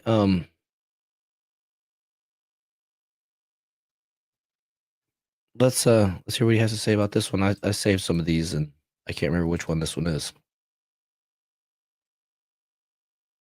Question no one's asking is, going back to the jet issue, the real question no one's asking is, why is it that Boeing can't deliver the new version of Air Force One? In fact, you need 2 of those. And they're over budget, they're late. This Qatar jet was actually delivered to Qatar when Boeing used to make aircraft and deliver them. And so it's an opportunity for the administration to have a better, and my argument would be a safer plane that's newer, retrofitted to be Air Force One, while Boeing tries to figure out how to get back in the manufacturing business of airplanes. I mean, they have lost their mojo in a big way, and this they should be taking a lot of the heat themselves. And I think this is a great gesture because at the end of the day, you want the best aircraft for the president. Why not? Going back to the jet issue, the real question no one's asking is, why is it that I guess you got to click the pause button twice nowadays. So yeah, I guess you do need two Air Force Ones. Never even thought about it like that. Laura Loomer posted, lots of people have strong opinions about Qatar. I think one of the most overlooked parts of this whole week is the fact that Boeing failed to make a plane for the President of the United States. That is very embarrassing for Boeing. Surprised they aren't more ashamed. Yeah, that's for real. That is the truth right there. Okay, so let's move on to this next one. This post here from Do I got the Yeah. Here it is. This post here from the House Republicans at House GOP. We need to get Americans off the sidelines. What? What do you guys think about that post? Because it's not being received by very welcoming ears, right? Eyes and ears here on X from the people on the right. It's actually meeting. I mean, look at the ratio: 21,000 comments to 6,000 likes. And the only reason why I liked it and reposted it, actually, I don't even like it, was because I wanted to save it here for you guys. Retard Finder, not much more to say except this post is retarded. Matt Van Swole, you're literally tweeting this after being on more vacation days than any single American has ever received. How about you get your asses off the sidelines and start passing effing bills? How about that, GOP? Hodge Twin said, y'all are some damn spineless cowards. All talk, no effing action. Loomer says, LOL, what? You lazy assholes are perpetually on the sidelines. When are you going to codify Trump's agenda? When are you going to impeach activist judges? Get off your ass. Get your ass off the sideline and support President Trump. Donaldo Trumpo. He says, you are the freaking sidelines. Now get your ass up and get to work. George Alexopoulos, G Prime, he does a lot of the artistry and stuff, some of these comics that we see, but he says this is almost as dumb as the time you guys thought rickrolling everyone with the Epstein files was a good look. Yeah. So I mean, cat turd tone deaf AF. Salty Cracker says, you chicks are worthless. I mean, yeah, Spitfire says whoever is running this account is an imbecile. And then we have all this other reaction, all this other response. This is from our friend Native Patriot. The people didn't vote for Republicans to sit on their hands, yet they're still trying to gaslight us, saying that we're the ones sitting on the sidelines. I despise all of these representatives. And it's true. 75 million people came out and voted for Trump and these people in the last election. And like 71 came out and voted for Trump and some of these people in the previous election. But that's not sitting on your ass. That's us doing our part to elect you. We've selected you to be the driver of the car. Now it's your turn to drive the car, which is the government. And you're supposed to go where we tell you to, and you're not. And it's super frustrating and annoying, in my opinion. Let's see. This was a shipwreck, an open letter to the House GOP. We're literally in the end zone waiting for you to catch up. Sincerely, everyone who works 40 plus hours a week. It's a few minutes long. Let's watch this. I hope she didn't put music in the background. We need to get Americans off the sideline. No, she did, but oh well, we're just gonna play it. It's a pretty audacious tweet from a bunch of people who take vacation more than half the year. Pretty audacious tweet from people who were handed and gifted a mandate in 2025. That's a pretty audacious tweet for a bunch of people who haven't done jack diddly shit since they were given said mandate. They held a lot of hearings to discuss things that they don't have any solutions for. Taking pictures for the gram. Sure, they send their tweets out in both English and Spanish. The Republicans own the House and the Senate and the presidency. And Donald Trump has signed, I don't know, like 140 or 200 or 1,000 executive orders. Okay. And do you know how many of those executive orders actually were brought to the floor and voted on and sent through? I think like 5. Remember when Doge came out and they were like, hey, look, we found billions and billions of dollars of wasteful government spending, and we're going to go ahead and we're going to stop these programs that are wasteful spending. Okay. We're going to stop these programs. You see, Congress has to get together, the House and the Senate. Okay. They have to get together and they have to make those changes permanent. Haven't done that either. There's a big, beautiful bill that they keep going back and forth on, and they can't seem to get it together in time to pass it. That's why you need to have smaller bills. This big, beautiful bill that Mike Johnson talks about, that I'm going to play here for you in a minute, has taken apparently over a year to develop. Yeah, a year, which means they started developing it before Trump won, which is odd. I guess it was according to Mike Johnson's opinion, it was because they thought Trump was going to win, but I don't know. Maybe it was just a big bill that they were trying to put together, some, magnus opus, like every other bill. I don't know. It's just stupid. To argue about it a lot. Yesterday, President Trump came out and he said, hey, I'm going to lower the price of drugs for the American people for the first time ever. It's literally, theoretically, one of the reasons that JFK was killed, according to some theories, right? That very thing. He took on Big Pharma. Right, Six. It's almost as if they're stalling because they don't really want Trump's change. That's exactly what I'm saying. And it doesn't make sense because these people have midterms coming up in 2 years. Trump is going to outlast a lot of these people in their positions in the GOP. So I guess they're willing to just lose their jobs in their leadership positions and hand it over to somebody else in a midterm so that they can wait Trump out. And what's the benefit of waiting Trump out other than anything driven by personal greed? You know what I'm saying? Especially from somebody in the GOP, a Republican. It makes zero sense. And, kudos to Ro Khanna for coming out, and I'm going to play this video here in a minute too, for coming out and backing Trump on something. He's a Democrat, and it was a surprise to see. Although I don't know if Trump can actually pull it off.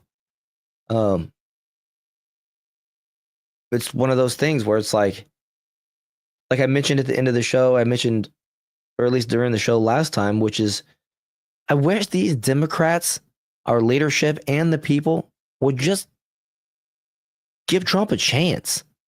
You're stuck with him for the next 3.5 years anyways. What have you got to lose? I think he's established in these first 100 days. He's not coming for your gay marriage. He's not coming for all the crap that they fear-mongered over during the campaigns. And just get with him. It's very simple to me. It's very clear that Donald Trump is out here on an America first path for Americans, all of us, Republican, Democrat, white, black, whatever, right?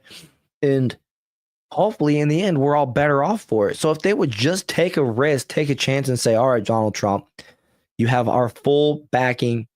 Although we don't agree with everything, you are our president and we want what's best for our country. And it's like a lot of the Republicans during Obama's term. I think a lot of Republicans were hoping that Obama would do well for the country. Now, when he came out and passed the unconstitutional, health care fines for not having health care and all that stuff, let us down. But if the Democrats would just take that same mentality and be like, I don't like Trump, but I hope he makes our lives better. I hope he does a good job. And just bite their tongue.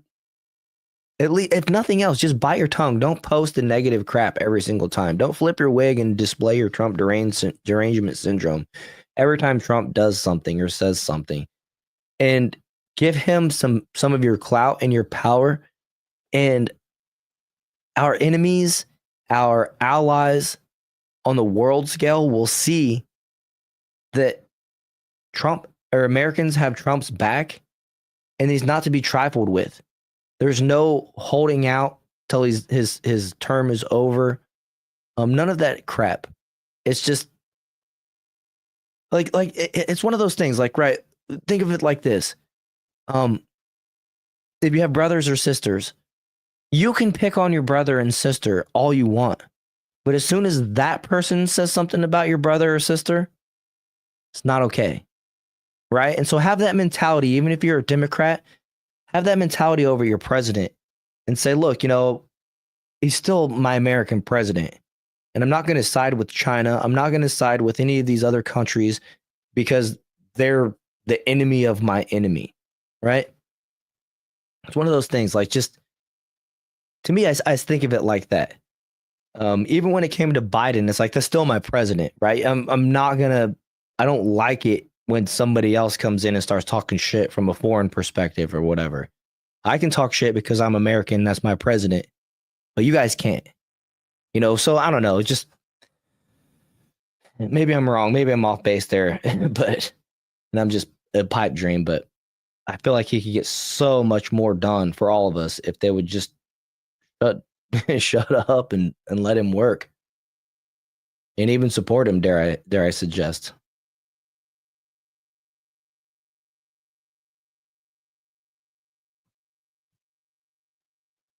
But here, I'll finish the rest of this. The ink wasn't even dry on the paper before John Thune came out and was like, oh, I just don't feel like that's the best idea. Nobody cares what you think, John Thune. Tomorrow's show on Badlands Media, it's at 7 p.m. Central Standard Time. I'll put the link in my bio. Gobsmackingly scary it was. It's really nothing that we probably already didn't know. It was just a much more in-depth conversation about like pesticides, specifically, John Thune, pesticides, okay, and how big pharma and pesticides, how they like work together. According to Casey Means, pesticides cause all kinds of issues when Kentucky for the most breast cancer diagnosis. Okay, so she got off topic a little bit there. So Laura Loomer says, why is the House GOP tweeting in Spanish? This is America. We speak English here. President Trump has literally signed English language executive orders. What the hell is the GOP doing? It's like I said, and so like I said in the initial intro, who's running this account? This person is not doing a very good job. You see here, they posted House Republicans. Excuse me, I'm hiccuping. The House Republicans believe in every American's potential to thrive by embracing the power of work. And then they posted the same thing, I assume, in Spanish, which I can't read. So if you're trying to send a message to Americans, don't send this. Don't type this. I don't know what this says. This could say a bunch of shit that I don't agree with. So I can't like this post. I can't repost this. I can't do anything. But this is the House Republicans also kind of doubling down on their Americans need to do more. You need to embrace the power of work. You need to embrace the power of leadership and loyalty. Completely tone deaf.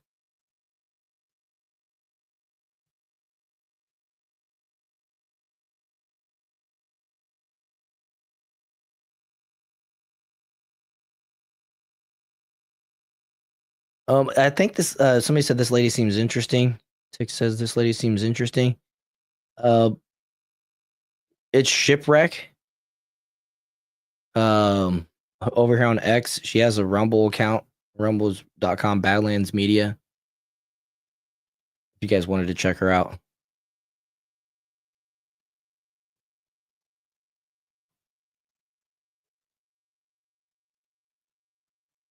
What else we got here on this?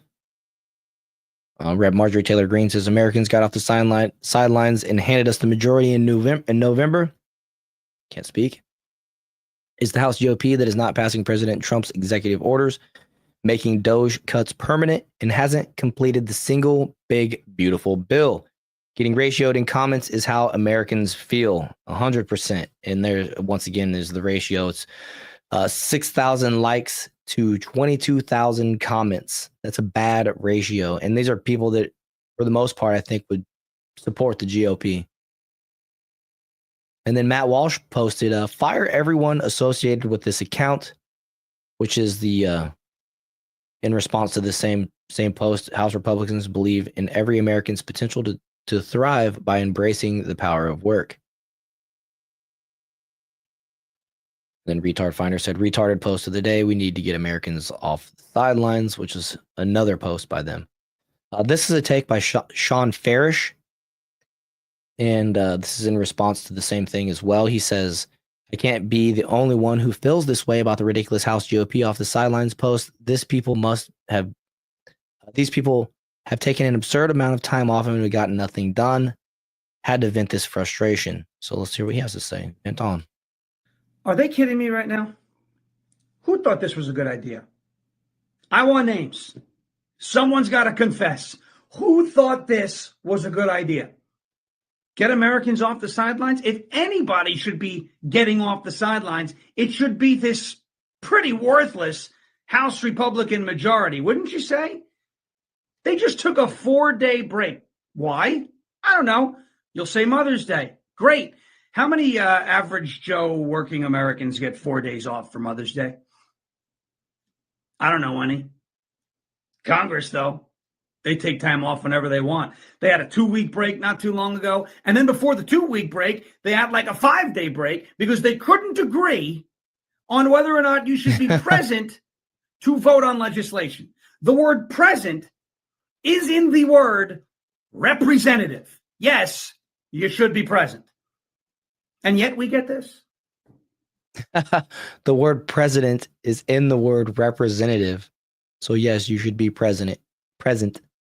And yet we get this. Listen, I agree. I think more Americans should get off the sidelines. I think more Americans should be involved in the process. I don't like the fact that a lot of people vote once every 4 years and check out, and the country becomes a disaster because participation hits levels that are too low for us to get real things done. But you've been Hey, what's up, Jamie? working since Donald Trump was inaugurated, and you've gotten nothing done, and you want to talk about getting Americans off the sidelines? Why don't you start with yourselves? Why don't you start with yourselves? Less of this and more of, I don't know, codifying the Trump agenda. Hey, they passed the Gulf of America bill. That's wonderful. Oh, now it's official. And I know it's big for oil leases, so it's not nothing. How come that couldn't be passed in February? Why'd they wait till May to do that? What are you guys doing all day other than that? That is a slap in the face. You want us off the sidelines, you give us something to be excited about. Until then, get off of X and get real work done. Take your own advice. Word. For real. Good take. I love it. Take your own advice. Lauren Boebert says we need to get Congress off the sidelines. So next up, we got this whole Episcopal Church halts refugee resettlements. The Episcopal Church announced on May 12th it will end its U.S. government partnership on refugee resettlement by September 2025, citing opposition to resettling white Afrikaner refugees from South Africa. Okay, so that's it. They've had enough. They draw the line at helping the whites, apparently. This is a church? Is a question. This is a church? This is crazy. The whole scenario just kind of blows my mind because I thought there was supposed to be this separation between church and state, right? And apparently they're getting these I think it was $50 million a year. Let me find out exactly. But the Bishop Rowe has cited radical justice concerns, and they will continue the non-federal immigrant support. So this is the reason why is it opposes Trump's February 2025 executive order on Afrikaners The White House has criticized the move. Critics see it as ideological.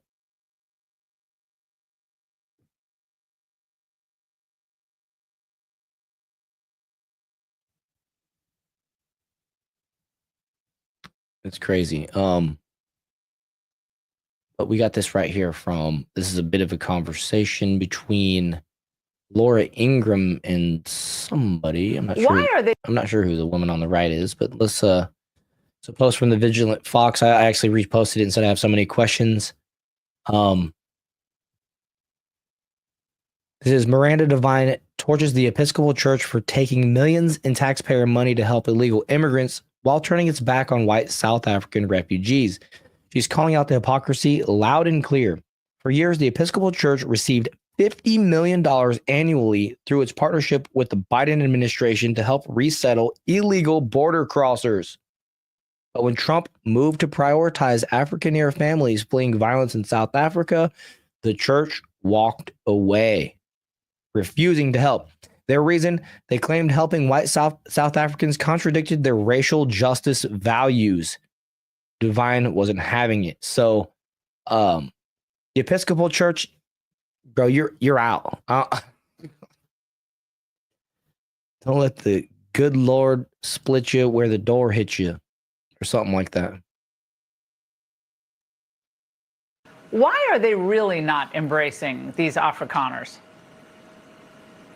Hi, Laura. Look, I think because they're racist, pure and simple. We had the Episcopal Church, which has been getting $50 million a year from the Biden administration to facilitate the illegal invasion of this country by illegal aliens. And now suddenly the Episcopal Church says they're not going to help settle these genuine refugees from South Africa. It's all of a piece with these so-called Christians who just can find no love in their heart for people who don't fit the sort of paradigm that they've drawn up for them.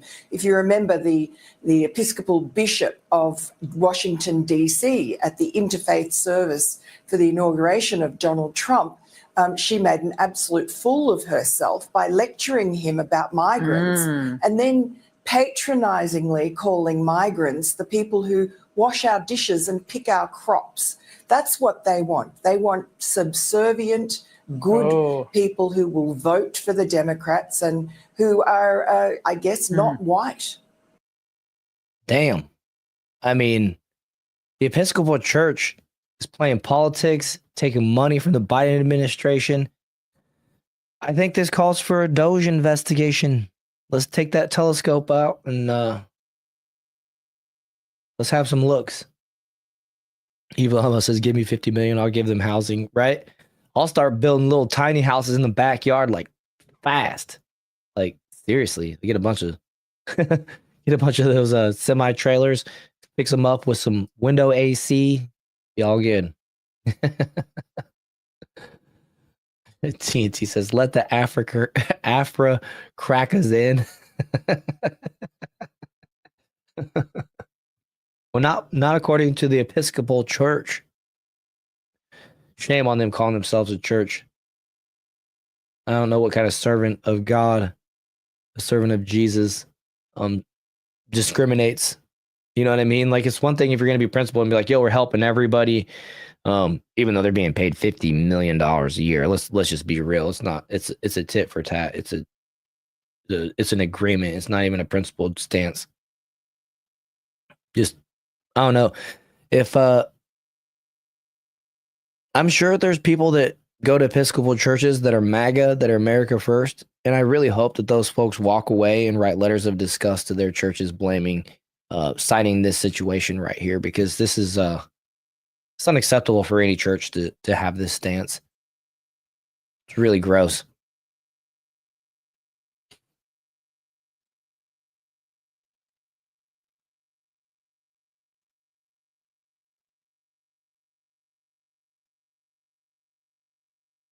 Alex Jones weighed in.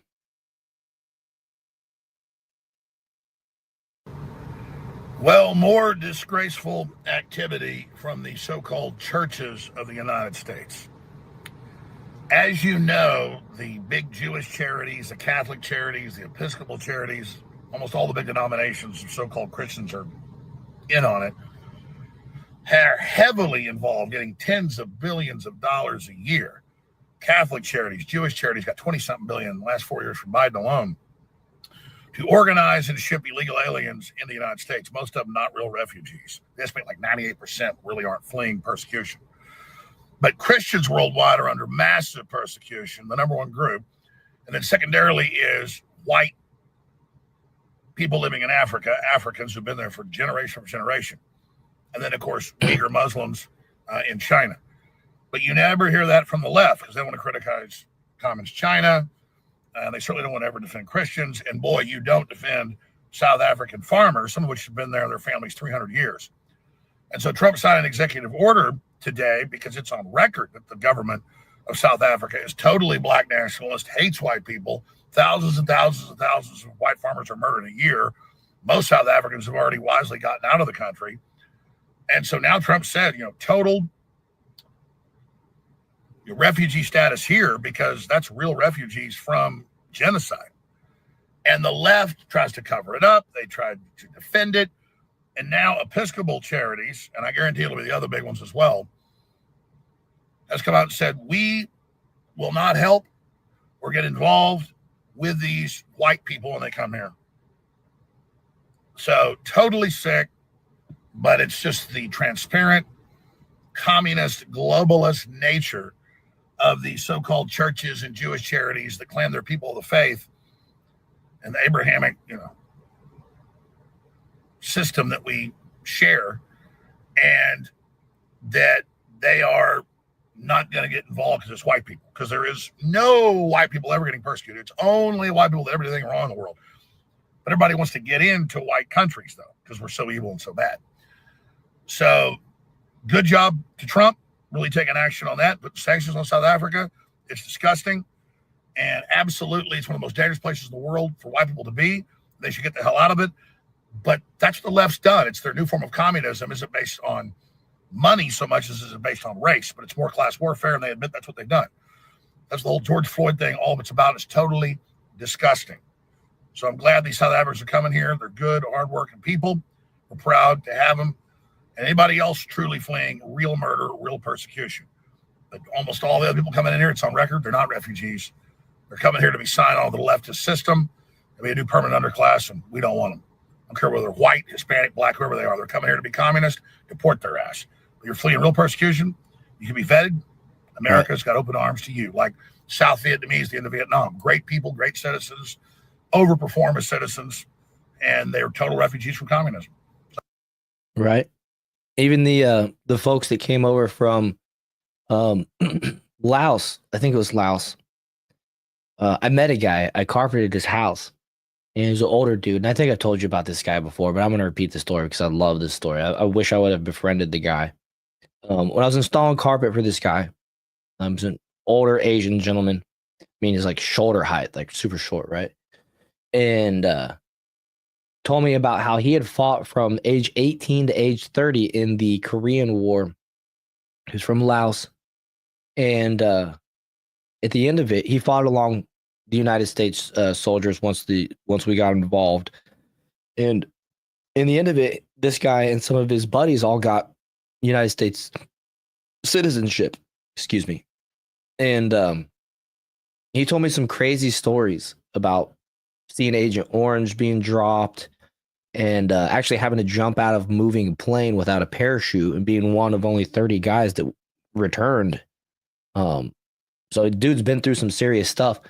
Like I said, I mentioned his height, but the dude was probably 3 times my age at the time and way shorter than me, and probably the baddest dude that I've ever met in person. You know what I mean? Toughest dude I've ever met in person. Wouldn't mess with him even at that current state when I was young and healthy, and he wasn't so much. But I appreciate it. I appreciated his story and him talking, and I thought it was cool that he was granted United States citizenship. It kind of reminds me of what Alex Jones was kind of mentioning there and stuff like that. And it was a cool story, and it opened me up to that whole realm that I wasn't even aware of. And yeah, it was cool. I like that guy. I hope he's still okay. I hope he's still around. But you never know. That was like 15 years ago. It was longer than that, 20 years ago.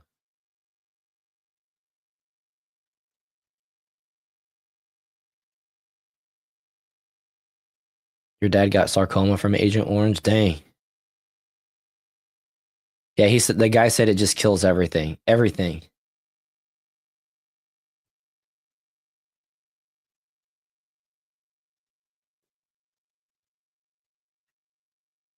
My helper asked him if he'd ever cleared out the tunnels, and the dude looked us dead in the eye and acted like he was pulling the pin out of a grenade with his teeth. Just like, yeah, that guy's a badass. That guy's a badass. Pretty wild. I've been watching what you said there, Jamie. Yeah, those shots are scary. A similar story, one of my wife's friends with the swelling feet, she couldn't get under control, but she also took the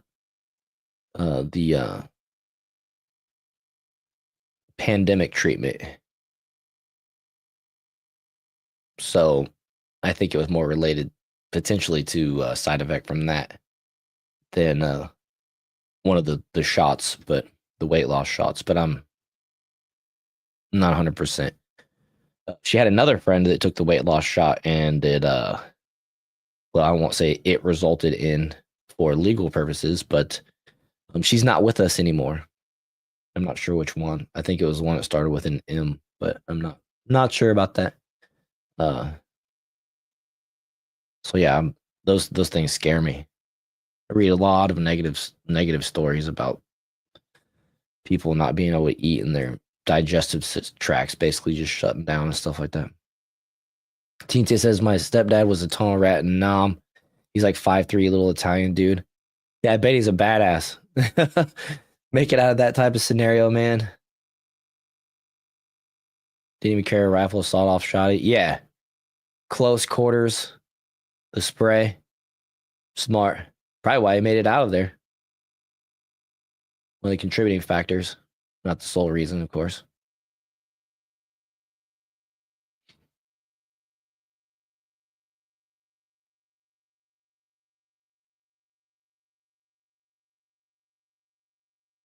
Dang, that sucks, Jamie. Yeah. Anytime.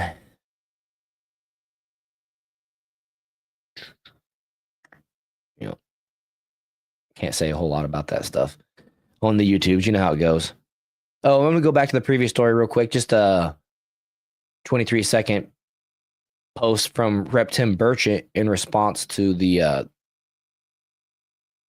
well, actually, it's not really going back. We'll move forward here in a second. But this was funny because this is what's his name, Scott. When I draw, I forget somebody's name or something I'm trying to say when I know it regularly. This is our guy, the CNN, the only dude on CNN worth watching. Scott something. God, what is his last name? You don't have to help me on chat. Jennings. God, thank you, TNT. Oh man. But finally, Gunther Engelman posted. Finally, a liberal actually admitted why they're against the white Afrikaners being allowed to receive refugee status. They're white, they're Caucasian. Trump agrees with it. That's all they are. Straight opposition to anything to do with Trump. This is pathetic. And this is Scott Jennings doing his thing. Okay.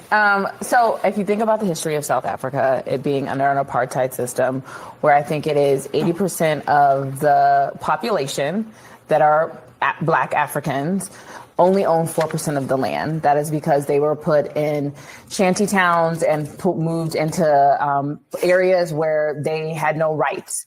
And so 30 plus years ago, they went through a the apartheid system ended, and they reformed their constitution under the great leader of Nelson Mandela. And that allowed for a racial reconciliation, one that this country has yet to do. But South Africa did it, and they reformed their constitution. And part of that is that the people who are native to that land deserve their rightful land back. That is not what the Afrikaners actually want to have happen, which are the white Africans. And so who are not originally from Africa, who colonized South Africa also.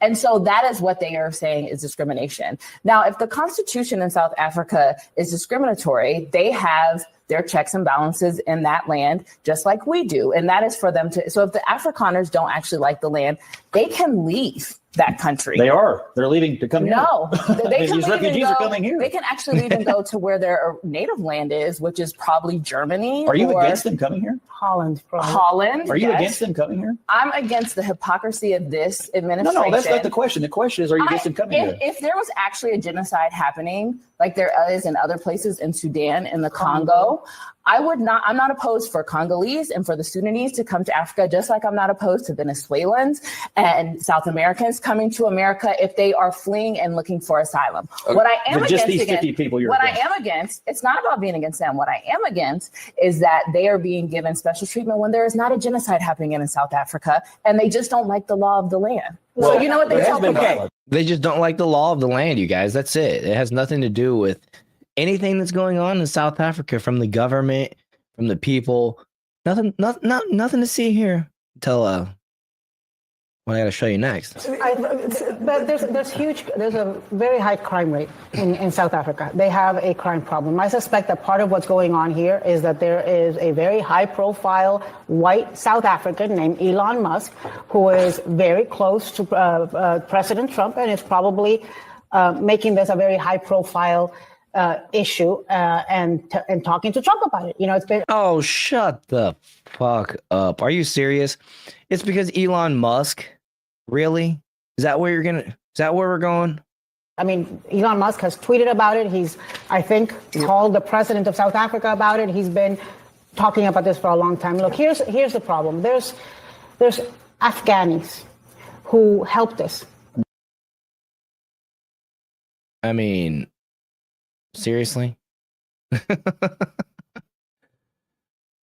just crazy. I like what Eva Elmo mentioned there. He's like, the farmers should just pick up and leave. And it's crazy. They're complaining about the 7% of the white people. The white people are 7% of the population. They hold all the wealth. Just like, and they are the farmers. You know where food comes from, right? So stupid.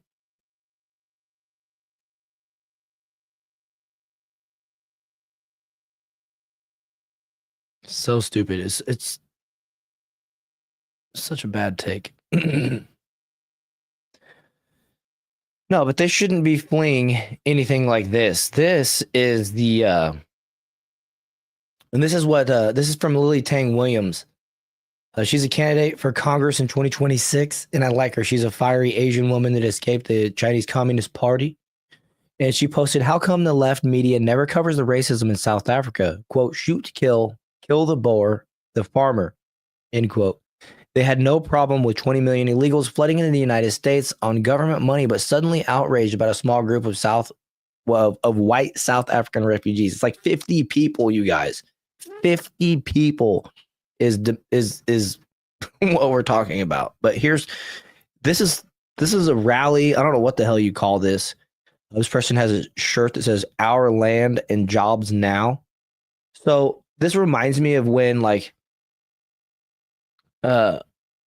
when Tim Pool talks about how, I don't know who it was or whatever, but there was some point in time where they took land from farmers and gave it to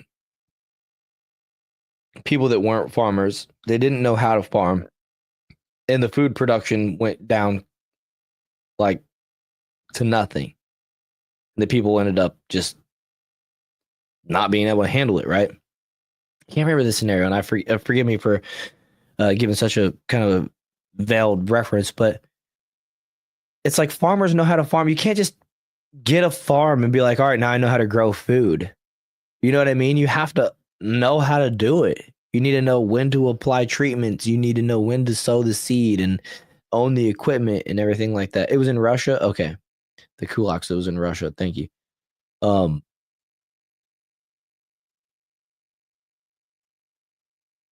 And it's like these people are just like, we want the farmland. You established it all.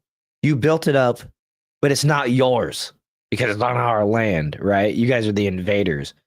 And it's funny, if we like applied that mentality to the United States, you know, and don't give me the whole Native American thing. Those folks were conquered, and they're like the only civilization in planetary history that weren't just completely obliterated and libraries burned from the memory books, right?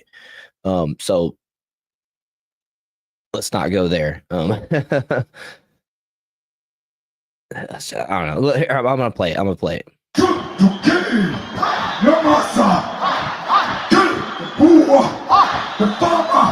Kill the boer, the farmer.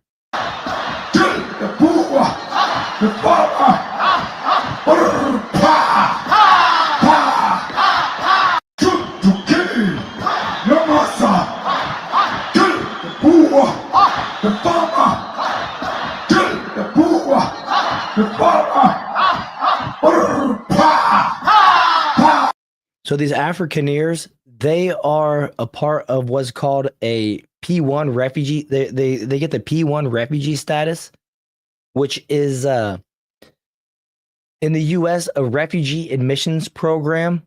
It refers to individuals who are referred for resettlement by designated entities such as U.S. Embassy or the UNHCR or an NGO. These individuals are typically those with compelling protection needs and for whom resettlement is considered the most appropriate, durable situation. The key characteristics of a P1 status refugee is the individual referrals. P1 status is not based on a group or category of individuals, but in individual cases identified and referred by the designated entities. Compelling protection needs. These individuals typically face serious persecution or a well-rounded fear of persecution in their home country, making resettlement a necessary and appropriate solution. These people are true, these Afrikaners, they're truly refugees, right? This is their fellow countrymen that are out here chanting, kill the boer, the farmer. The boer is a person who are the white people who moved to South Africa, basically, the way I understand it, and that settled the South African region. So P1 cases are not directly applied for by the individual. They're referred by U.S. embassies, UNHCR, or NGOs who have identified them as needing protection. P1 status is typically granted when resettlement in the U.S. is considered the most appropriate and sustainable solution for the individual's protection needs.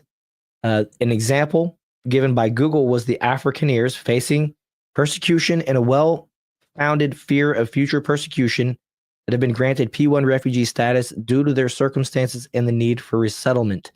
And that's according to NPR. And this is an actual member of parliament in South Africa. And I hope YouTube actually allows me to play this because it's vulgar, but this is what they're saying. This is what we need to know. This is important information to understand why these people should be welcomed into our country as refugees, the Afrikaners.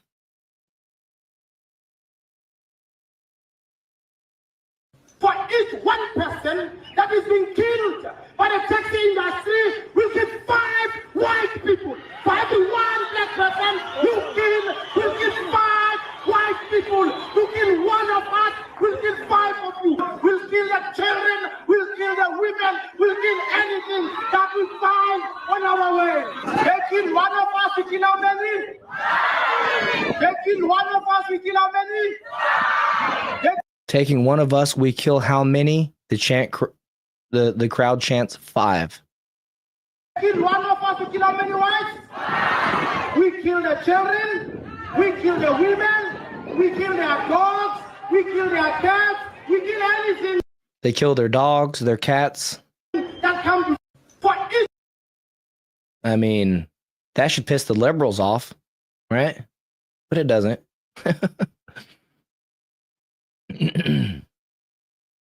Yeah, TNT, you're right. It's frightening. A crowd that size is a large-scale army, and Jay mentions several battalions worth.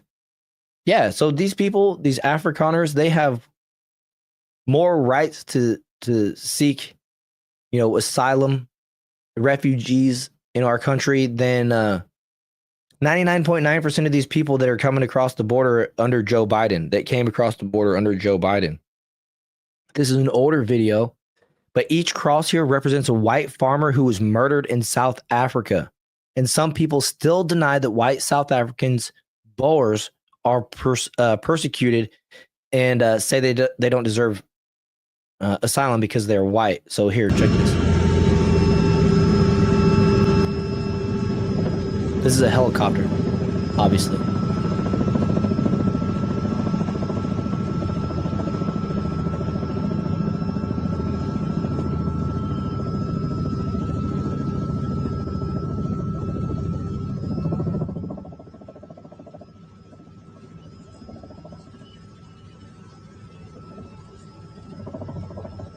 I mean, as far as the eye can see, over the hill.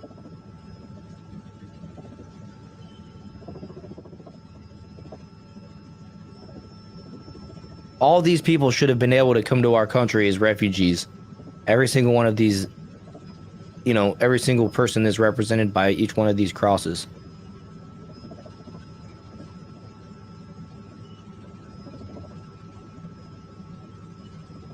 TNT says, when the Dutch moved there, no black tribes had lived there. They only came after the white people made it civilized. A pattern. That's a pattern.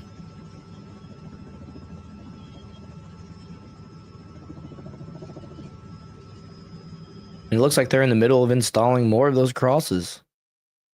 Still to be determined how many people are going to suffer here. And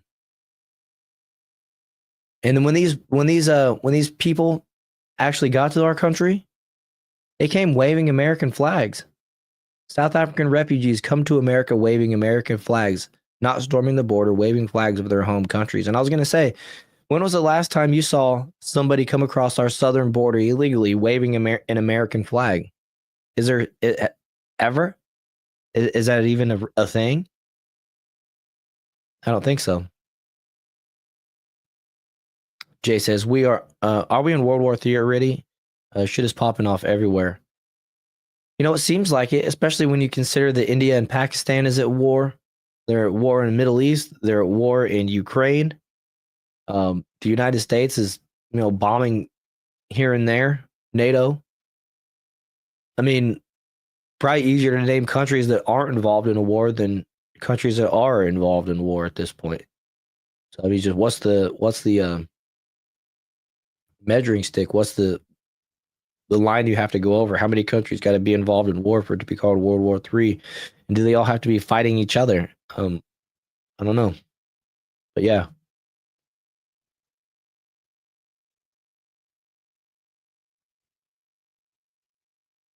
The Boer fought wars against Britain when Britain wanted all of Africa. Interesting. Sounds like the Crown had world domination aspirations at some point. Once again, these are the refugees we've been talking about coming in, carrying American flags in their hands, young and old.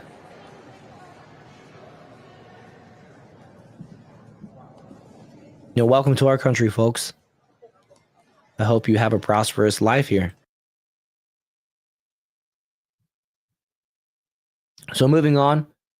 This is going to be a quick one, but Ro Khanna, of all people, Democrat, On May 14th, Rep. Ro Khanna introduced legislation to codify President Trump's executive order on drug pricing, aiming to ensure Americans pay no more for drugs than people in other countries.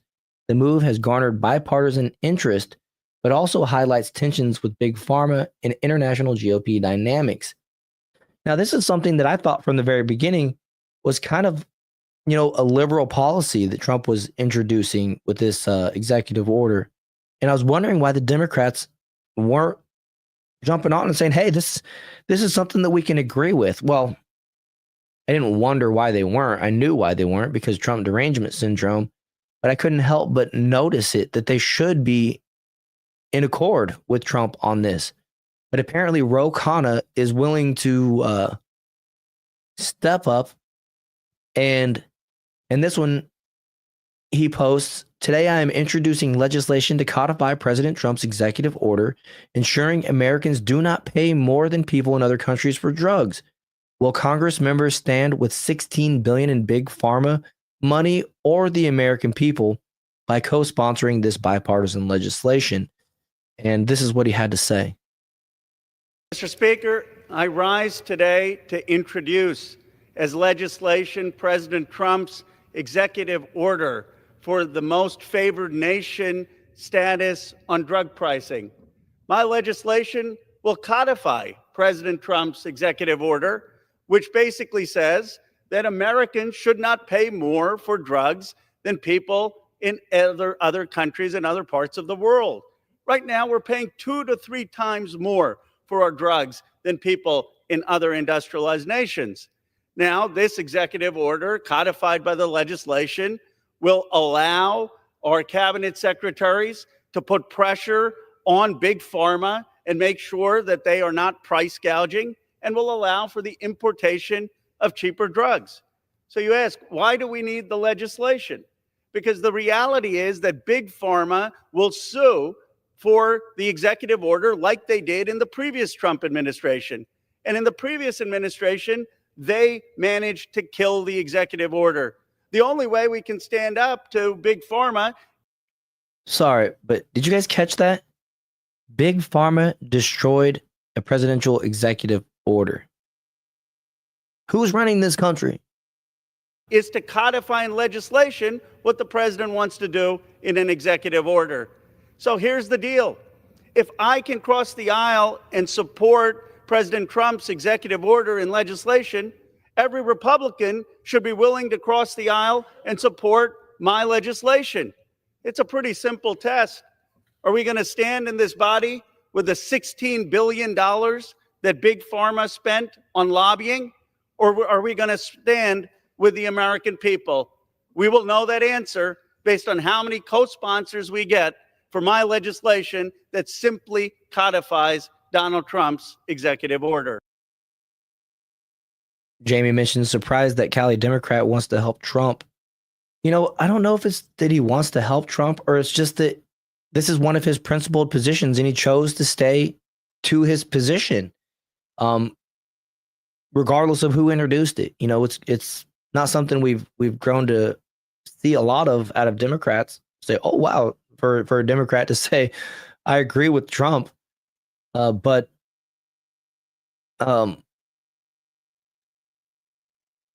he is in this, and there's a caveat here to it, and Evo Elmo nails it. Depends on how the bill is worded, and I don't trust him, which I'm right there with you.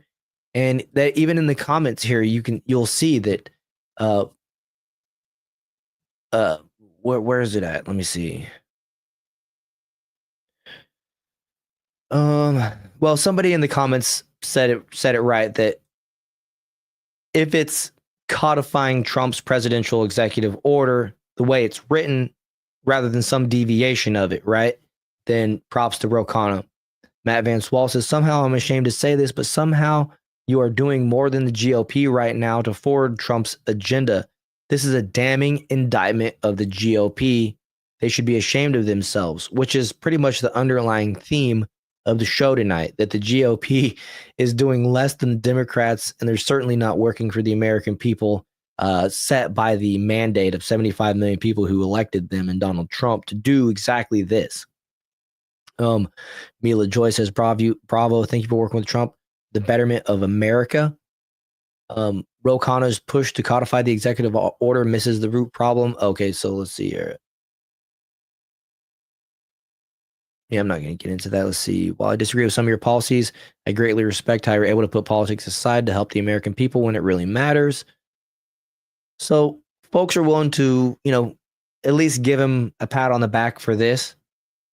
And it's just surprising to see a Democrat come out and in support of Trump at all. Let's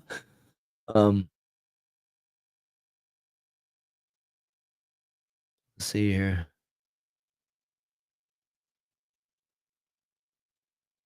Yeah, Roe is a snake. See, that's the thing. That's why I was so surprised that it was him that came out and even said this, because it'd be really easy just to stay quiet.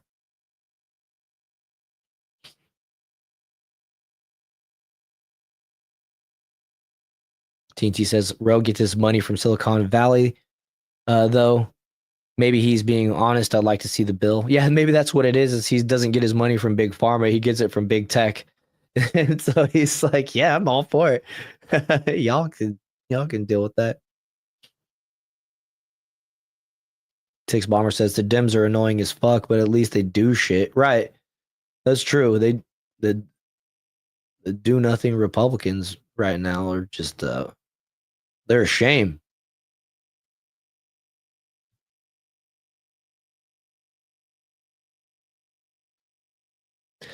But yeah, Andrea says, I'd like to see the bill too, TNT. We definitely would like to see the bill, because I have a feeling Ro Khanna would like to deviate from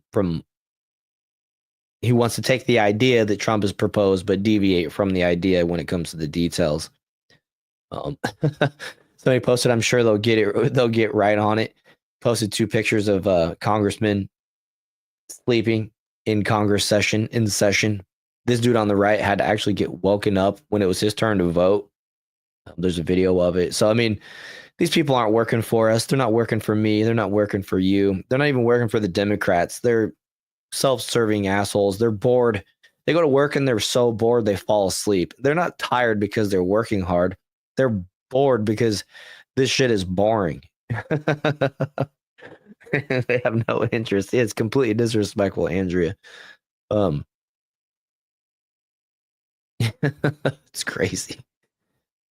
I was going to play that video of the dude sleeping, but I just didn't save it. But it's funny, like, they call his name to vote. They call his name again, and then the lady next to him taps on him, and he wakes up, and he's like, oh? It's like, how do you know what you're voting on, dude? It's your turn to vote, but you've been asleep. How do you even know what the fuck you're voting for? Like, you're fired. You're fired, dude. Seriously.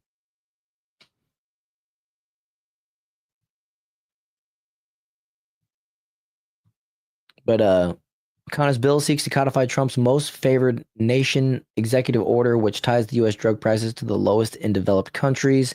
He argues Americans pay 2 or 3 times more for drugs than other nations, calling for pressure on big pharma. And that's true. And Trump had the funny joke that we played on the last show where he was talking about his fat friend that takes the fat pill, and he was complaining why he paid like $1,400 for a pill in New York that cost him $88 overseas. And it just doesn't make sense that big pharma can sell these things for such a different price, and how they're allowed to jack the prices up so high. Excuse me, in our country. Let's see.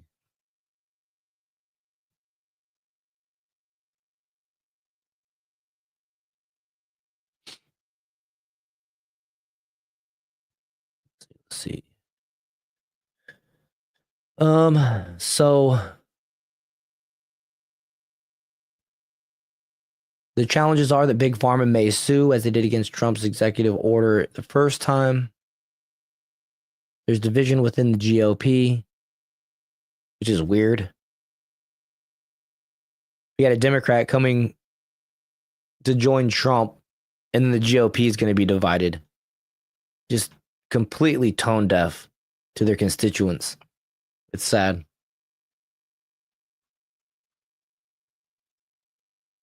So then we got this one here from Mike Johnson.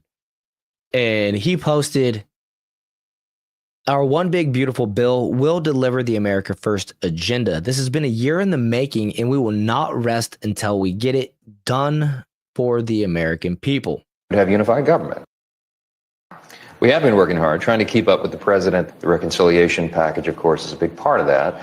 And that will be the vehicle where we deliver most of the America First agenda. So a lot of work's gone into this. We've been working on that package for over a year in anticipation of this moment, because we knew he was going to win another term and that we would have unified government with Republicans in charge of the White House, the Senate, and the House. We cannot waste this opportunity. So there's not been a lot of rest around here. We have been working hard, trying to keep up. I'm going to play it one more time because I was reading chat. With the president, the reconciliation package, of course, is a big part of that. And that will be the vehicle where we deliver most of the America First agenda. So a lot of work's gone into this. That's bullshit. This one big beautiful bill will be the vehicle where we drive the America First agenda. The America First people want smaller bills. We want 1 to 2 page bills that everybody can read and understand.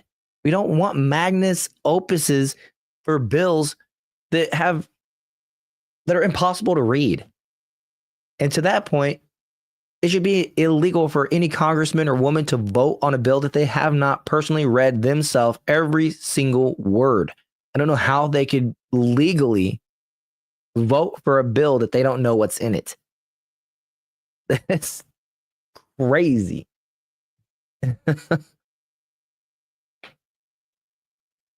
Yeah, no small bills. Half could have been passed by now. Exactly, Evil Elmo. Instead, they want to throw it all in one, just like normal. And there's going to be a bunch of fucking bullshit in this one, too. And I have a clip from Kevin O'Leary pointing it out. But we're going to finish this real quick, and then we'll move on. We've been working on that package for over a year in anticipation of this moment, because we knew he was going to win another term. And he's lying. They did not know that he was going to win another term. A year ago, DeSantis was in the running. A little over a year ago, DeSantis was in the running. So you didn't know that Trump was going to win. You didn't even know a Republican was going to win. And you didn't know that Trump was going to be the candidate, to be just frank about it, right? They started this bill over a year ago because they were going to build the biggest, most pork-filled piece of shit bill in American history. And they were hoping, probably, honestly, in my opinion, that it was going to be a Kamala Harris or Joe Biden non-existent presidency that was going to get it in. So now they're scrambling. They're changing things up potentially, maybe not. And it's going to be way too big. The bill, I don't want this gigantic bill. I don't care how good they say that it is. I just can't believe, there's no way that I can believe this massive thing is going to be full of 100% pro-America stuff.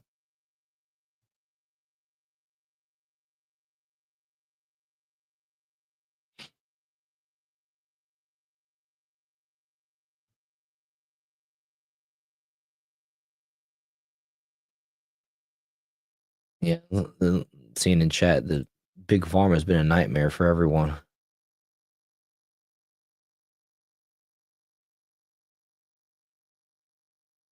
Yeah, Andrew, good point. Small bills that are not submitted the night before for people to review. That's the other thing. They take these giant stacks and they say, here it is. We're voting on it tomorrow. Completely impossible to read. Completely impossible. Even if you have 100 people reading it, it's still not information. Still, all the information isn't being filtered to the one person that actually has the vote. It's pathetic. and that we would have unified government with Republicans in charge of the White House, the Senate, and the House. We cannot waste this opportunity. So there's not been a lot of rest around here. We have been working hard. Exactly. There's not been a lot of rest around here. Mr. Vacation, Mr. Not getting anything done in the first 100 whatever plus days of Trump's administration, the worst since 1970. Come on, dude. You've been speaker since the previous term. Like, it wasn't even, he's not even new. He was speaker before Trump was president this time around. This doesn't make any sense. This is a straight up lie. And I'm, like I said here in my post, I asked, you sure that's why it's taken over a year? I'm not buying it solely based on the lack of production codifying Trump's executive orders. Is anybody buying that it's taken them over a year to work on this bill for any other reason? Yeah, TNT, 100 people playing telephone with one bill. It's impossible. There's not enough time in a day for somebody to relay all the information to the person that's supposed to vote on it. Yeah, we can't waste the opportunity. It's hilarious and angering at the same time. Exactly, Jay. No speaker should be under 5'5". Oh, he's close to it. He's close to it. Like I've said before, joking. I tried Googling how tall he was, and then Google wouldn't even tell me. Like they don't want us to know that Mike Johnson is short. But look at him sitting next to Lord Trump here. I think it's Lord Trump, right? Much shorter. Maybe she'd be a better speaker. I'm sure, probably. He's the mayor of the Lollipop Guild. Hey, don't do the Lollipop Guild like that. Make Alex Jones House leader. The House leader doesn't have to be in Congress. I'd like to see him be the speaker. Laura's a beast compared to him. Yeah, in every facet of life. Every facet of life.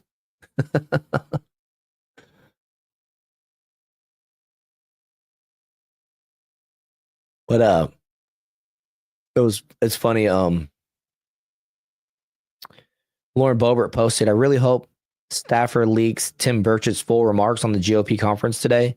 To sum it up, it's time to pass the POTUS's executive orders, no matter what we think the Senate is going to do. Put it on the board, make them vote, or we will lose our dadgum country. And then just shortly after that, an hour later, Tim Burchett actually came out and made a statement. And he said, I'm ticked off this morning. Congress has to start codifying Donald Trump's executive orders. We're losing our country, and it won't lay down and let it happen. There's too much at stake. Hey, everybody. Congressman Tim Burchett. I'm incredibly frustrated this morning. I fear that we will seriously lose our country. We have got to start codifying these executive orders from President Trump. America realizes what's going on. Congress needs to wake up, and dadgummit, we've got to do our job. Thank you all for sending me here. All right. See, that's what I'm talking about. You have somebody stand there with a camera, cell phone. You can tell by the thin lens, right? Like a short video. Thin screen. Hey, go take my cell phone. I'm gonna send a message to America real quick. Put it on X. I don't gotta go on Fox News. I don't gotta go on Newsmax. I don't got to get paid for it. I don't got to be made to feel special. I'm just going to record this message to the American people real quick in 25 seconds and then move on with my day. Good job here with this message to Rep. Tim Burchett. And I agree with what he's saying as well. A good job in the delivery, because this is how they need to be delivering the messages to America. Post it on X, post it on Instagram, post it on Facebook, whatever. Use your social medias. You don't got to run to Fox News. You don't got to be made to feel special. You're nobody. You're just the driver of the vehicle that we elected to drive. And it's as simple as that. He was your favorite Tim Pool guest?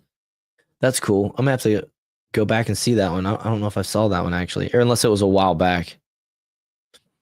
The dadgum beast. I like that phrase, dadgum. Thank you all for sending me. I think he even says it. Didn't you say? What's going on?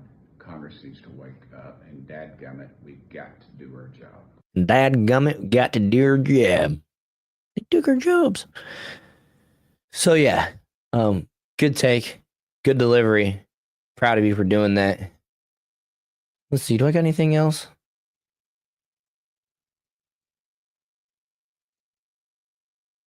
Let's see. Do actually. So this was interesting. The Trump Army posted in a jaw-dropping revelation. EPA Administrator Lee Zeldin exposes the Biden administration's secret stash of $20 billion in gold bars hidden in banks beyond government oversight. A brazen attempt to dodge public scrutiny. Zeldin declares the funds now recovered. So this is pretty sweet that they recovered it, but holy crap. 20 billion in gold bars. This reminds me of that dude that just got caught with the Democratic congressman, whatever, I can't remember what his name is. He got caught with gold bars, taking gold bars from like foreign countries or something. It's like, is that what the Democrats in Congress, is that their means of currency? It's like gold bar exchange straight from Fort Knox. He's held in, joining us now as we watch this, and he's also digging into waste at the EPA. How's that going so far? Oh, we're crushing it. We have a great team. Big development yesterday. It was a couple months ago. There was this video that came out of a Biden EPA political appointee talking about how they were tossing gold bars off the Titanic. Says it multiple times in the video, rushing to get billions of dollars out the door before Inauguration Day. Well, members of Congress were really concerned about that. So as I'm going through the confirmation process, they said, if confirmed, will you commit to making this a top priority to find those gold bars? Came in, I was just confirmed a couple weeks ago. We found them. They were at a bank parked just outside of government. $20 billion was sent there, and a little oversight. 8 entities would be receiving all $20 billion, and they would be distributing all of these funds without EPA knowing everything that we need to do our job to provide accountability to Congress, the media, and to the public. So crazy. Just an incredible story. Wanted justice, right? I think that picture says enough right there. This person says, I'm very happy they found this, but nothing will come out of it because no one is accountable. I want people punished for stealing and wasting, but there's no punishment. It will happen again when the Democrats take back the government at midterms or in 3.5 years, which I don't know if they're actually going to take back the government in 3.5 years or at the midterms. The Democrats are in shambles right now. David Hogg is a freaking at war with the DNC, and I think they just voted him out as the chair, actually. And it's crazy because he was actually, although I don't like the guy, David Hogg actually was kind of telling the truth, threatening to censure the old folks or primary the older folks in Congress that needed to retire, and saying the Democrats need to focus on the youth and understand that we want to get back to good times, basically. But no, you can't. He should know. You got to go with the cult, otherwise they kick you out. And sure enough, wouldn't be surprised if David Hogg is a Republican in the end, just like Lindy Lee, how they treated her, the woman who raised tens of millions for Democrat fundraising, now hates the Democrats, being attacked by the Democrats, and probably going to vote Republican from here on out.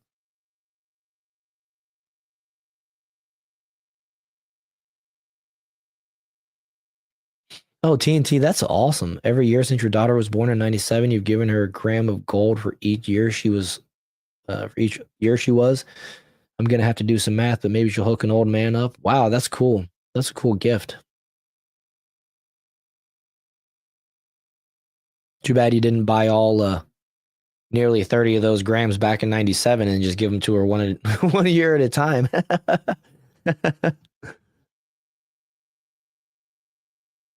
Yeah, AOC is leading the party, her and Bernie, which oddly enough, I think this is a Tim Pool meme, but I saw this.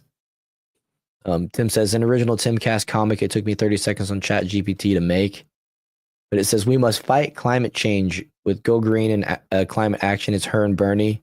They walk off, get in their private jet, fly off, drink their wine, look at their tablets, while the constituents stand in the rain, holding an umbrella at the bus stop while they fly away. Once again, just not connected to their constituents one bit. They're just a bunch of elitists. And the only thing the Democrat leadership have going for them is that the Democrat people, treat their leaders like God. They replace God with government. And so there's kind of no wrong that these people can do, even though there's no principles or anything morals attached to it. It's just kind of, oh, I go that way? Okay. But yeah, let AOC and Bernie be the VP and president in 2028, candidates for the Democrats. Nobody's going to vote for a screechy woman. There's so many people out there that say that they will just never vote for a woman, period. And so it's going to take a woman versus a woman election, in my opinion, for the next woman to actually be president, or like a vice president takeover type of thing, like what could have been with Kamala had she introduced the 25th Amendment against Biden. But yeah, this is it's a pipe dream. Bernie's not even likable by the party anymore. AOC is so cringe. Yikes. Yeah, Jamie, we're supposed to eat bugs, own nothing, and be happy. Jamie says, I won't vote for a woman. Yeah, a lot of people are like that. You can check out like the interview on the street stuff, and just random people are like, no, I'll never vote for a woman. It's like, oh, dang, I didn't realize so many people had that just straight up stance.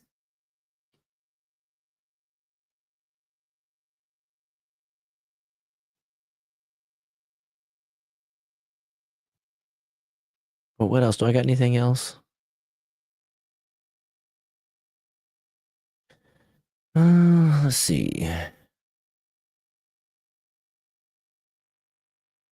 Oh yeah, Marjorie Taylor Greene went on Benny, and she said that the DOJ was destroying Epstein files, and reveals that foreign governments are hiding the most damning files, shredding trucks.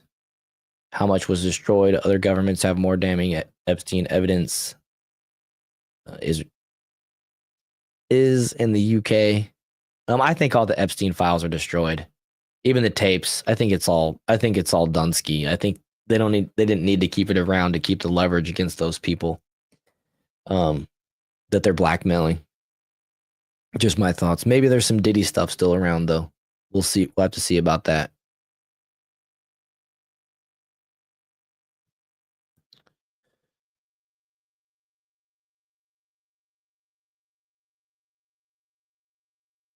TNT says I'd vote for a woman, but she'd have to be exceptional, like a mother of 5, then a business tycoon turned public servant.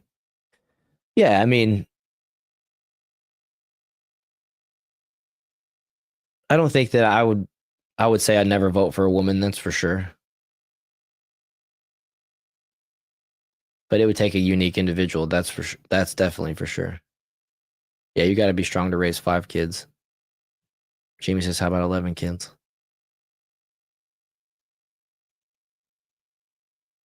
Jay says like a black woman on welfare, TNT.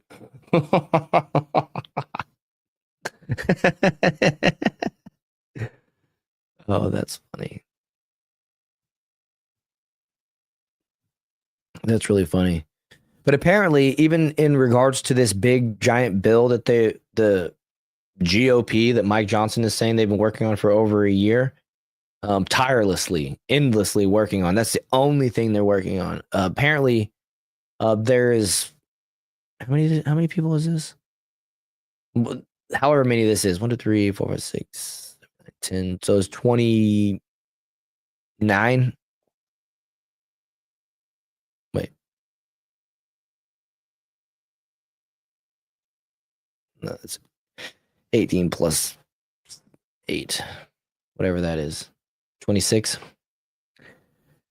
There's 26 of these Senate Republicans voting against codifying Doge foreign aid spending cuts.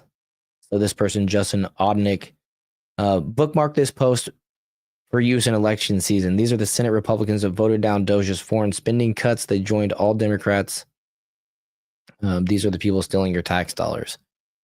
And so, worth noting, of course, Lindsey Graham is in there.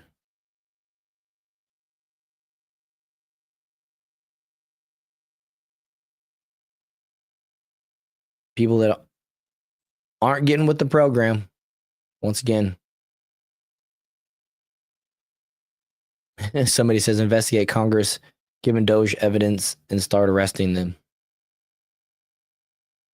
Tim Scott is surprising that he's on there. So yeah, it's a pretty messed up situation. These never Trump Republicans are screwing it up for the rest of us. Also, just in, Kraft Heinz will now invest $3 billion in the U.S. manufacturing. So once again, more winning for Trump.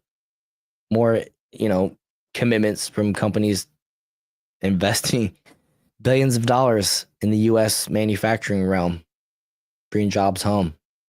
I love it. Looking forward to Trump's next, seeing what Trump gets done in his next 100 days. And with that, I think I'm gonna go ahead and wrap it up. It's super long, and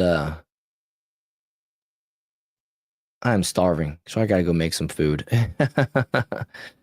Evil Elmo says, "I like my representative. We got Byron Daniels. I think you mean Byron Donalds. Yeah, Byron, because I think you're in Florida. Byron Donalds is the man. I really like him."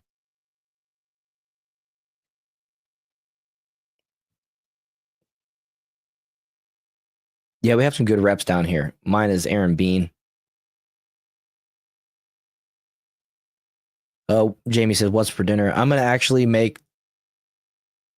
I got these sirloins, but they're like shaped like a filet mignon. They're thicker, and I'm gonna make a couple of those, and I'm gonna make a couple salmon patties. I'm blacken the salmon patties, not patties, just salmon fillets.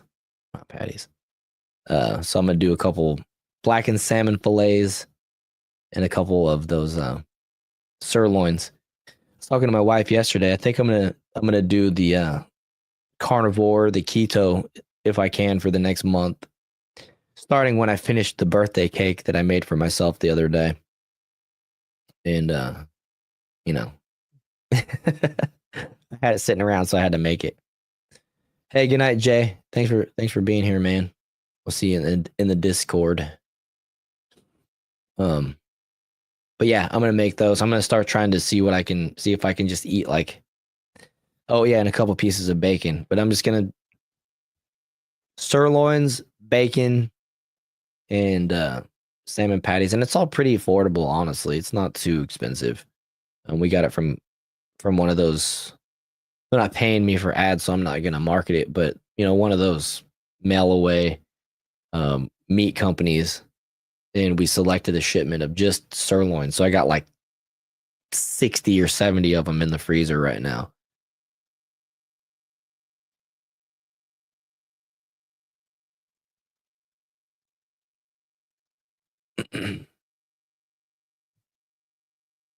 Jamie, you pop back into the Discord. Why'd you leave the Discord? I'm leaving. We're lonely when you leave.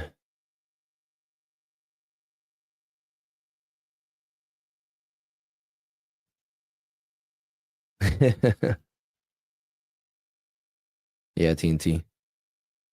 So anyways, that's what's for dinner.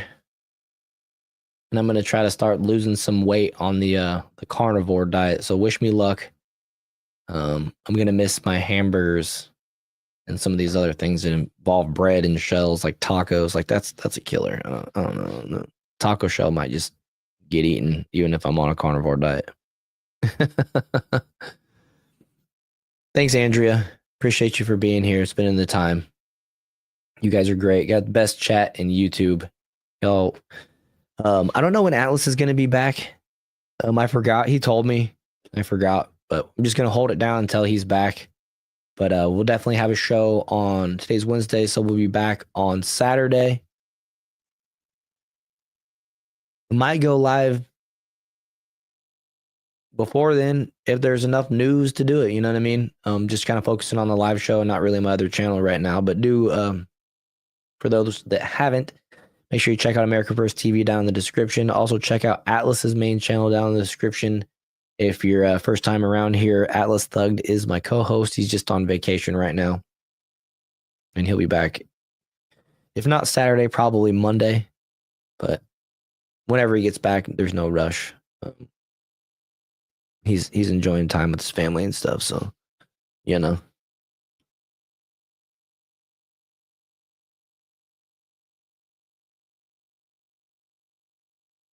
TNT says Omaha Steaks dropped off a huge order to my house, then came back a few hours later saying it was the wrong house. I played dumb as I got my briquettes ready. That's hilarious. 8 steaks, a ham, filet mignon, bacon. Shit. Nice. All right. Well, I guess I'll just see you guys in the Discord once again, make sure to like, share, subscribe, all that good stuff. Thank you guys for being here so much. And again, I totally forgot until right now. I didn't set up a prayer or a verse, but I have been using the app called YouVersion, the YouVersion Bible app lately, and they have a verse of the day, which I'll just go ahead and read. It's James 1:12. This is from the NIV. Blessed is the one who perseveres under trial, because having stood the test, that person will receive the crown of life that the Lord has promised to those who love him. So with that, I'll just end by saying Christ is King, and we will see you guys on Saturday.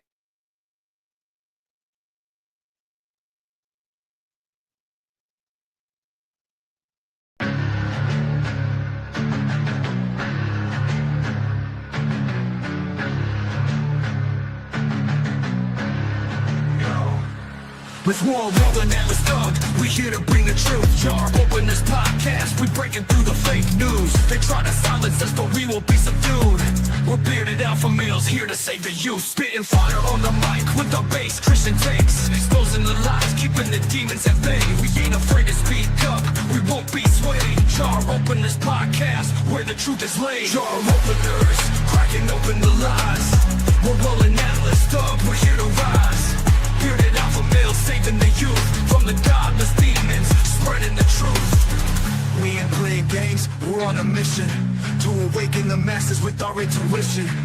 Pulling out the corruption with no inhibition. Draw open this podcast, sparking a revolution. We're not afraid to stand tall in a world full of deceit. We're the voice of reason, bringing light to the street, keeping it real, never missing a beat. Jar open this podcast, where the truth meets the heat. Jar openers, cracking open the lies.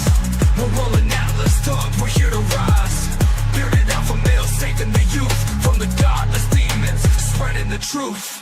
Jar open this podcast, where the truth will never cease. Join us on the journey to bring back peace. We're rolling atlas up, fearless in our release. Jar open this podcast, where the lies will decrease.